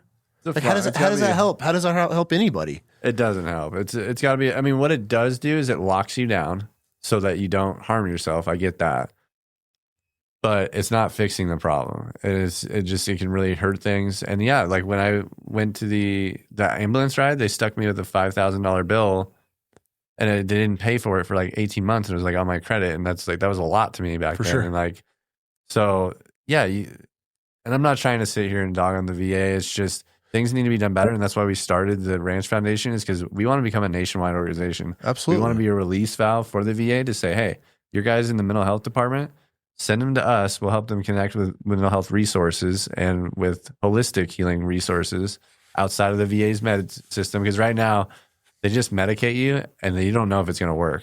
And you're just on you're trying different meds, different amounts, take this, take that. That's okay. So that's if you, one, are educated enough on meds, which 99% of vets aren't, or two, if you're lucky enough to have a wife or a spouse that's able to monitor your meds and pay attention to how you're reacting to them, which is very slim. So if the VA just pumps these dudes us full of these pills, and they don't even monitor anything. They're just like, hey, Dan, we're going to start you off on, here's these 14 pills. We'll see you next month, and let us know how you feel. No, there's no monitoring. They're not calling you after a month and saying, like, how do you feel today? How are you sleeping? How Maybe does this one work? time they called me after like a week of being out and said, how are you feeling? But they don't give a shit, bro. No. They don't. I'm sure there are people there that do, but I did not see it. So my whole time at the VA, I won't even go to them anymore. Like, I don't either. I go to make sure I can keep getting my meds, because I'm still on SSRIs and an antipsychotic, which it worked for me. I feel normal on them, like, because I finally found a med. It took me a dozen different meds. I finally found a medication that works, and I'm like, okay, let's just stick with this. And then I do all the other healing modalities and the different things that help with the chemical in my brains and the endorphins and things. So I've got everything that kind of works now, but for somebody else, like, it would take them a long time to try to find that right med combo. Is there a way, have you heard of a way to be able to, I don't want to say speed it up, but if I'm a new vet and a vet's coming to you for the ranch, I want to call it the Ranch Project. The Ranch Foundation. Foundation. But it is the Holistic Healing Project. Okay, that's okay. Yeah. So the Ranch Foundation, say I'm a vet and I'm battling all kinds of shit. Do you help regulate or find You do? We helped somebody. That's huge. Well, we helped somebody the other day because there's this company called GeneSight. Okay. They do DNA testing. I think it's just a swab in your cheek. Yeah. So instead of guessing what meds work and what don't, and just shotgun blasting different stuff, you can do a DNA test to see what meds work specifically for your DNA. Why isn't this? Because the VA is cheap and they won't pay for it.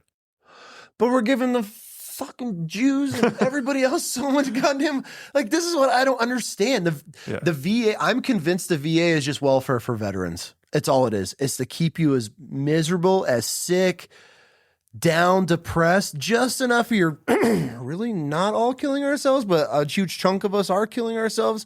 Like, that's how I look at the VA. I know I can talk to 1,000 veterans that the VA has changed their life and helped them, but there's probably 20,000 vets that are been in everybody's boat. It's like something so simple. Okay, you guys are in. Your first thing, swab test. Here you go. Here's your prescription. It's like $300. It's not even that much. And they won't do it. Eventually they will. This is kind of newer stuff. I was actually seeing a girl that she's a doctor for DNA testing like this. And she's like, yeah, this is coming. This is huge. Okay. Like, but the VA doesn't have it now, but you can go to GeneSight and have your veterans get tested. So we actually paid for a veteran to get tested. And so I haven't heard the results back and how that helped him because I think he's going through the med process and figuring out. But I had an ex-girlfriend, her name's Leah, and she had really bad postpartum depression, which I didn't realize that was like a massive thing. But she called me and was like, hey, I'm having some severe issues with mental health. Like, is there anything you can do? And I started talking to people, and I started talking to these other girl coaches for women with PPD. And they're like, yeah, you should look up GeneSight. There's DNA testing. So she did the DNA testing, and it's a real thing. And she found out some meds that work best for her. And it sounds like she's doing better now. So I think it's a real thing that's working for people. Well, good for you guys for even offering that, even if it's one. I mean, this is where a lot of people, and it took me years to get to this point. I'd always look at guys that really struggling or guys that try to kill themselves or even guys, and you're just like, why? Like, what the and then obviously being in the charity world ourselves for so long, you start realizing it's a chemical. Right. How do I know this guy that is successful, beautiful wife, beautiful children, making millions of dollars a year, and then kills himself? Chemical imbalance. It's 100% a chemical imbalance, and I also feel a lot of times a demonic attack. Yeah. But there's a chemical off. Like, and there's how many times we ask ourselves, why? What the fuck? That dude had everything. What was going on that bad? And it's just, and same thing with postpartum. It's like, why does this mom all of a sudden one day drown 3 of her kids in a bathtub? You hear about these stories. You're like, what the fuck? It's a chemical imbalance. But instead of the VA getting to the root of it, or a lot of these people are just, oh, you got this, here you go. And then, is it a Band-Aid? Are you opening the wound even more? So I have to give you a ton of credit for at least having this knowledge for if these veterans need to reach out and you're able to help them with that. Because there's a lot of guys that are still struggling. And so it's like, okay, cool. Knowing that there's a program like you guys have that are able to next step it, because I feel probably 99% of the community has no idea these types of things are going on. Yeah. And this is where having a great wife that's going to be like, nope, we're going to go get you tested now. We need to get these meds in, because look at how many guys in the side effects that are just tearing these dudes up.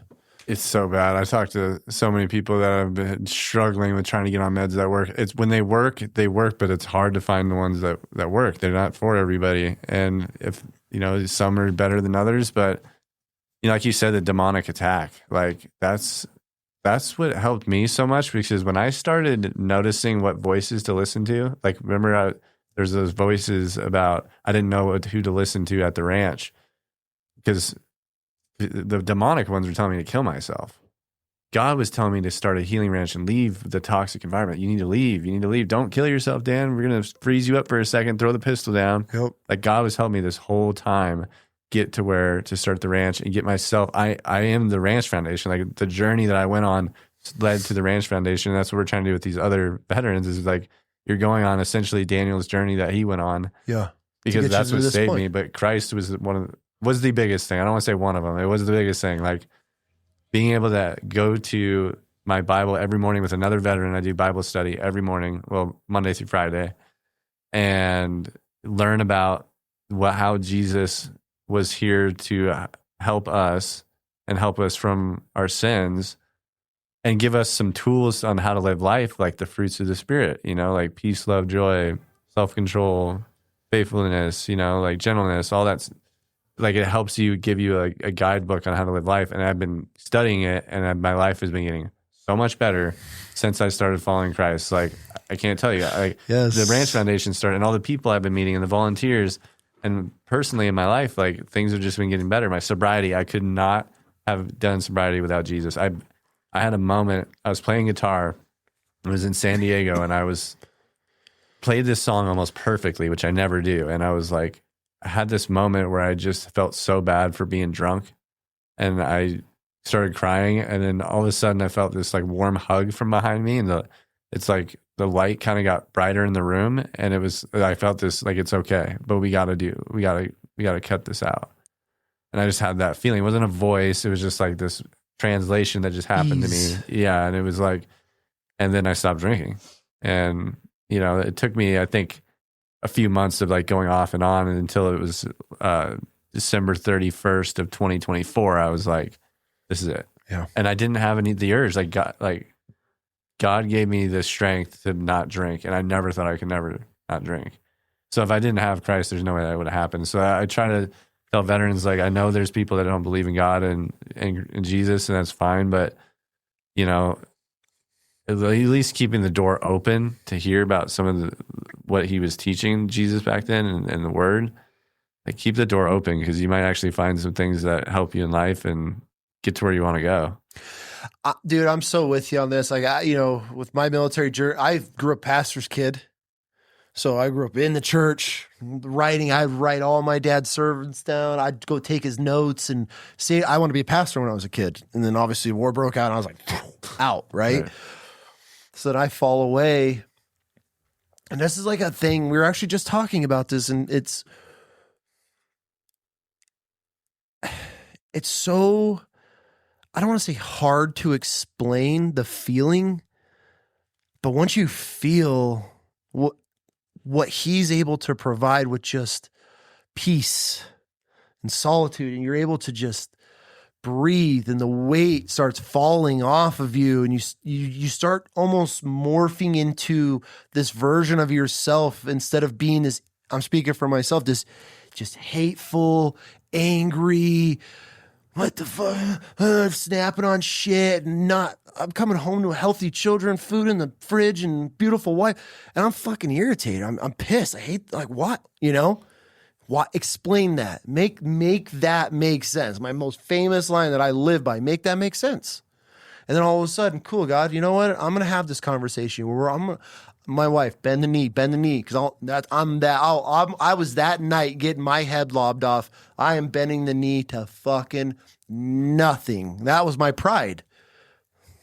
Dude, I bend the knee and I bawl my eyes out praying to him, talking, driving, put on some music, some scripture, whatever it is, and just lose it over it. And I'm like, what?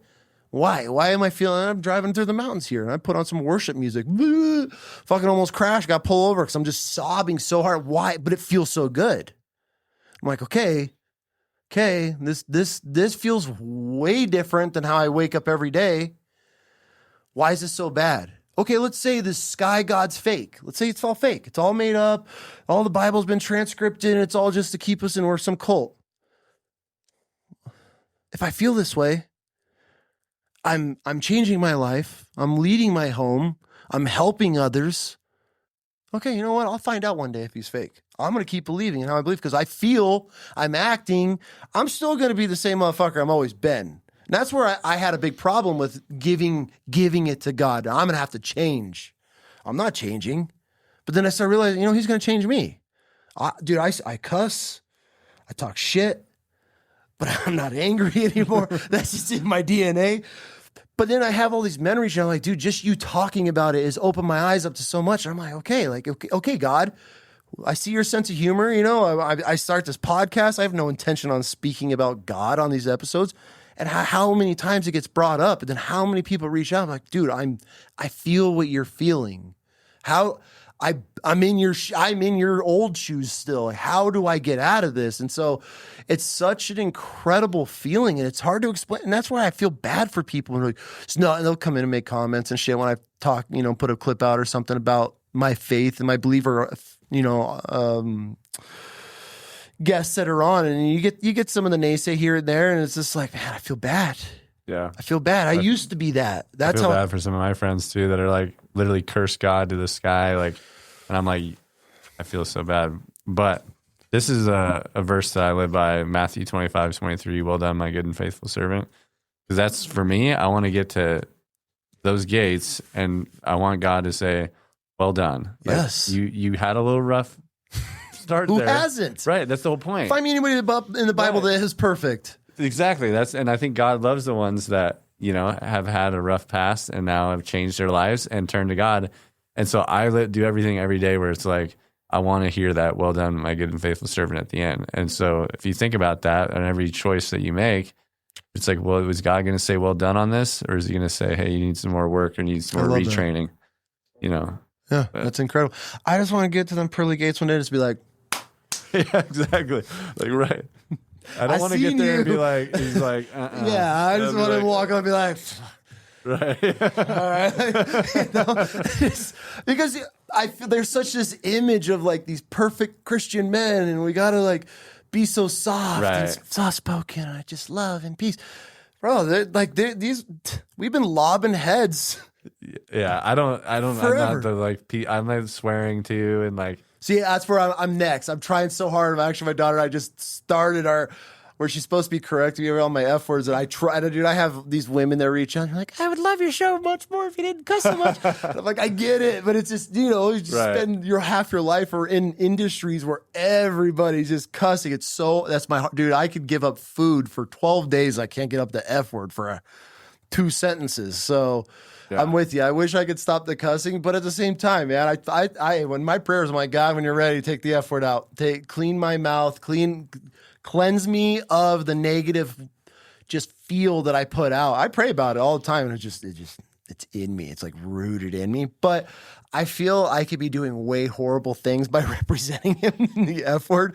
But I'm with you. I have stopped so much. Now I'm at the point where I'm listening to music that I've grown up my whole life on. And I'll listen to music and I'm like, ugh. No, I listen to a lot of rap in the gym and stuff. And now I'm kind of like, I don't know, I'm listening to the lyrics and I'm like, I like the beat and stuff, but I'm listening to the lyrics and I just won't listen to it because of the lyrics now. Mm-hmm. Some of it I still will, but. There's some music, there's some old bangers. Yeah, I get some DMX, right. Come on every now and then. But it's like this, I'll listen to a new song and I listen to the lyrics. I'm like, oh, what is this? No, I'm good. And I don't need that. And so I'm getting to that phase now. And my wife's always, she's years ahead of me on her journey. But not that there's a starting point or end point, but she's gone past that point on. And I'll put on a song and she'll be like, just wait. Just because she knows music's my way, how I connect. I can sit and listen to 1,000 pastors. I might connect with one. But I put on my worship music. Oh, dude, I'm locked in. That is mine. And so that's where I feel right now he's really pushing out the worship music. Oh, that's good. I've heard a lot. See, I grew up with that forced to go to church, and worship music kind of. It's something I'm having to, like, I used to skip worship and just go to the sermon essentially. Okay. And now I'm like, no, you got to get there. And it's not worshiping. It's about you. It's about you're worshiping God. So I'm having to start like really. I'm going to send you some bangers. Send me some bangers. Oh, I like the bang. No, I like some of the cool bangers that they have now. Like the cool little. Dude, some dude just did redid a Tupac video, but it's like all eyes on God, none on me. Bro. Dad got some bangers. You got some, send me some of that for I'm sure. I was like, okay. I like the new stuff. Yeah. Like, it's just the old, worship music that's like the same worship music that had the hymns that you're singing. Yeah, I mean, bro, that is such a boomer thing, and I get it. Not knocking, they're all scripture. Right. Not knocking, but I know. That's not me. I just can't do it. I mean, I stand up and I be polite, but I'll even try to sing but no, dude. See, and that's the best part about having a relationship with God, not a built around a religion, right? Because it's your relationship with Him. If I'm connecting through worship, and I could put music on and just consumes me by the joy and how I need to be, my tank needs to be refilled is through worship. Who says that's wrong? If you need to go and listen to a pastor just convict you and hit you with everything, that's usually how I feel. Like they put the spotlight on me in church and I'm sitting there sweating and like, this guy's talking about me. I'm like, did you email this one? Like, how does he know? Why is he talking to me this whole certain? It's weird how that happens. Yeah. Every time. And so but that's the best part about having a relationship. And that's what I push. I don't like religion because it's all man-made. Religion, look at all the other religions. They all compare themselves. They're all created by man, right? Off these false gods. Yeah. So I go to it, and even church, you look at a church, everything in that church, unless you are an Orthodox Christian, that nothing has changed in those 3,000 years, whatever it may be, if you go into some new Calvary Chapel church, that's all created by man and they're following the word of God, but that's not the word of God. And that is not my connection to God. It's not a man-made church. And this is how I look at it. Do I respect church? 100%. Do people absolutely need to go to church to feel it? 100%. But I feel at the end of the day, a lot of us lose track that it's between me and my relationship with God and Christ. And that's what I work on. And then if I can share and we can talk and connect over certain ways and you're going like, hey, I need scripture. And I'm like, hey, I need worship. There's nothing wrong with that. And I think a lot of people feel that they might feel something over the other and they feel I'm not a good enough Christian. You know, I don't do this. I don't really feel the pastor. If you don't, what does this say in the Bible? Where two or more come together in my name. That's what I was about to say. Is me and my buddy do Bible study every morning. We're talking about God. Like we're going to church essentially every morning. And do you need to go to church? I would say no, but I use it as like more of a tool. Because I listen to a sermon and they tie it into life. So it's like you get a good pasture and then reading scripture. You're reading from a manual essentially. Like this is, and especially how Jesus was living his life and obviously the writings of Paul and like building the church and everything. And so I have trouble sometimes, you know, me and my buddy Wes, he's a great friend of mine. He's an Iraq veteran who struggles a lot himself, but we've been sober almost the same amount of time together. So we kind of got sober together and started doing Bible study like a year ago. Yeah. And we talk about, he's really smart. So like he kind of coaches me like, oh, this is what it's saying here actually. But you know, like we have trouble with sometimes when Paul's writing something and, you know, in Philippians or whatever, it's like, well, I don't know. Did he write that or is that the Holy Spirit? Was that God that wrote that? You know, it's human made. Like the religion is human made. Now, everything Jesus came to said, I'm like, that's God in human form. Yep.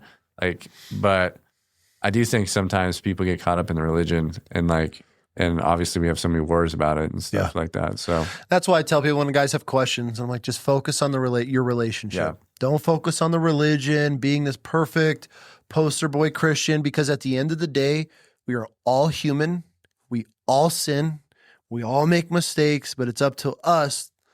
Okay, how do I correct this mistake? How do I better than I was yesterday on the mistakes that I made? How do I not make those mistakes again? And that's part of being a human. That's why I have a hard time putting my full faith into a pastor, because he's human. And that's why I feel more comfortable just who I am and how I question things. Like, okay, if I'm going to do this, we got this. Like, I need you and me.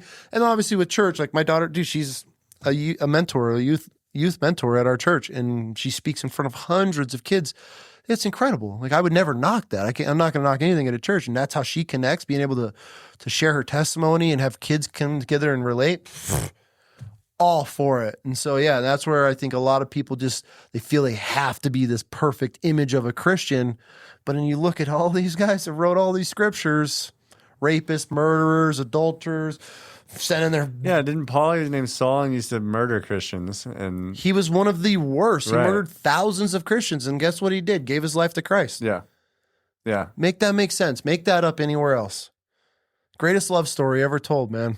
A lot of love stories in the Bible. A lot of great stories and great teachings. That's why I'm like, this is gold. And everything that Jesus taught nowadays still applies to you living a good life. Like nothing that we've found is like, oh, that's not really that accurate, that I've seen at least. Like a lot of other religions, like being able to have sex with children in certain ages. Do we need to talk about that one? Yeah, so, you know, it's just that you make a great point. Like, look at these things that were written thousands of years ago that you can apply in 2026 to your life in so many different levels and chapters and everything that you go through. And it's like, okay, this makes sense to me.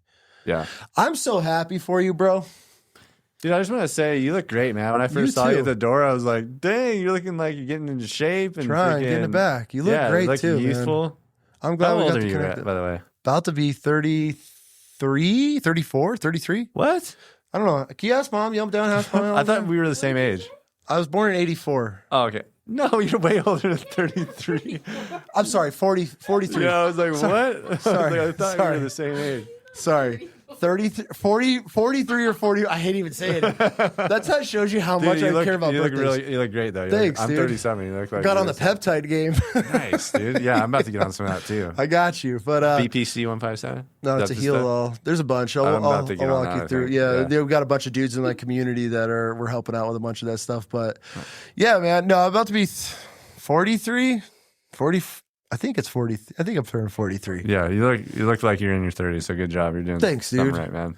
Thank you. Yeah, I'm so glad to see the full circle of you, from meeting you fresh out of the Army and then now starting this incredible program that is your life and consuming you. And I can see how happy it makes you by helping these guys.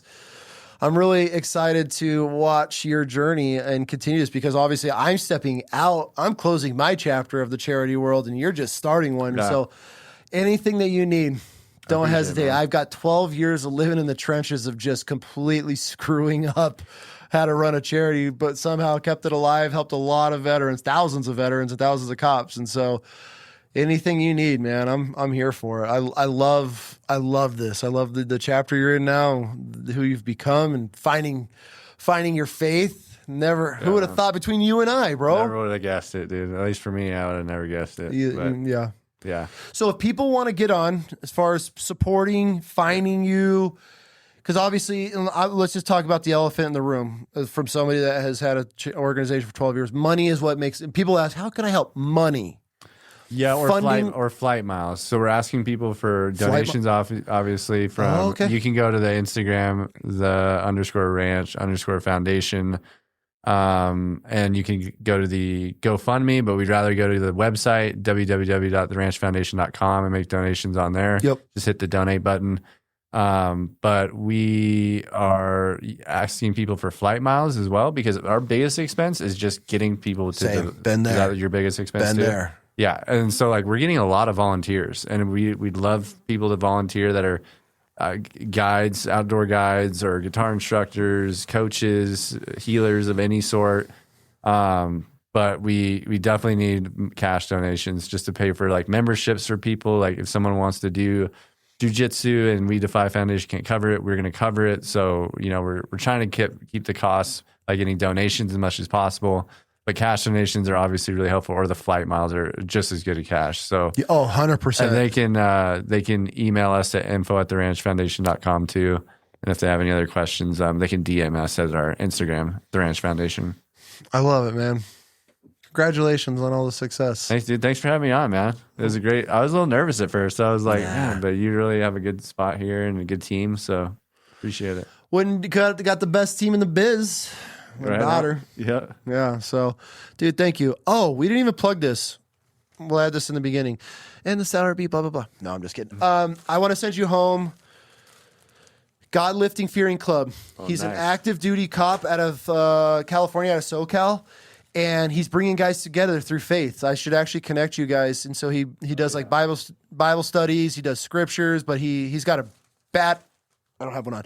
I usually have one of his shirts on. He's some of the sickest apparel designs that I love, especially as far as the faith base. Super cool. He's got David and Goliath. He's got David holding Goliath's head on a shirt. He's got some dope stuff. So, and then I got you a tank top. That's from Linear. He's a Navy veteran.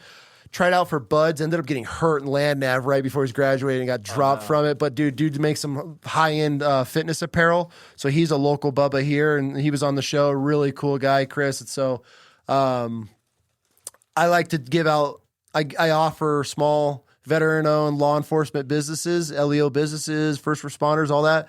If they have companies that they want to help out, they send us gear and we give the guests, so I can help promote them and then send our ghosts home with a gift, and then they get a little bit of love on the internet, because I feel like these podcasts, dude, they get so big and they all care about is money. So I always want to help out. I remember what it was like starting like an apparel brand and trying to get my name out there. So I try to get back to the community as much as possible, whoever has stuff. So this is awesome. I love this kind of gear. Yeah. And the tank top. I've been doing biceps a lot, so this is good. Time.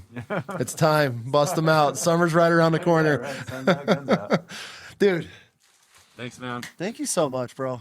I appreciate this. I am so glad. I'm so glad we had this conversation. This is fun, man. I'm proud of you, man. Good for you. You too, man. Like it's crazy. 2017 to now, or was that 2016? 16, 17, yeah. and just how far you come too, and Life's crazy. and how much she's grown up since the She last. was 9. You were Rick was 9 years old. old. She was 9 years old the last time you saw Yeah, her. it's crazy. About It's just- turning 18 here next month. it's just life is going so fast, man, and yeah, I just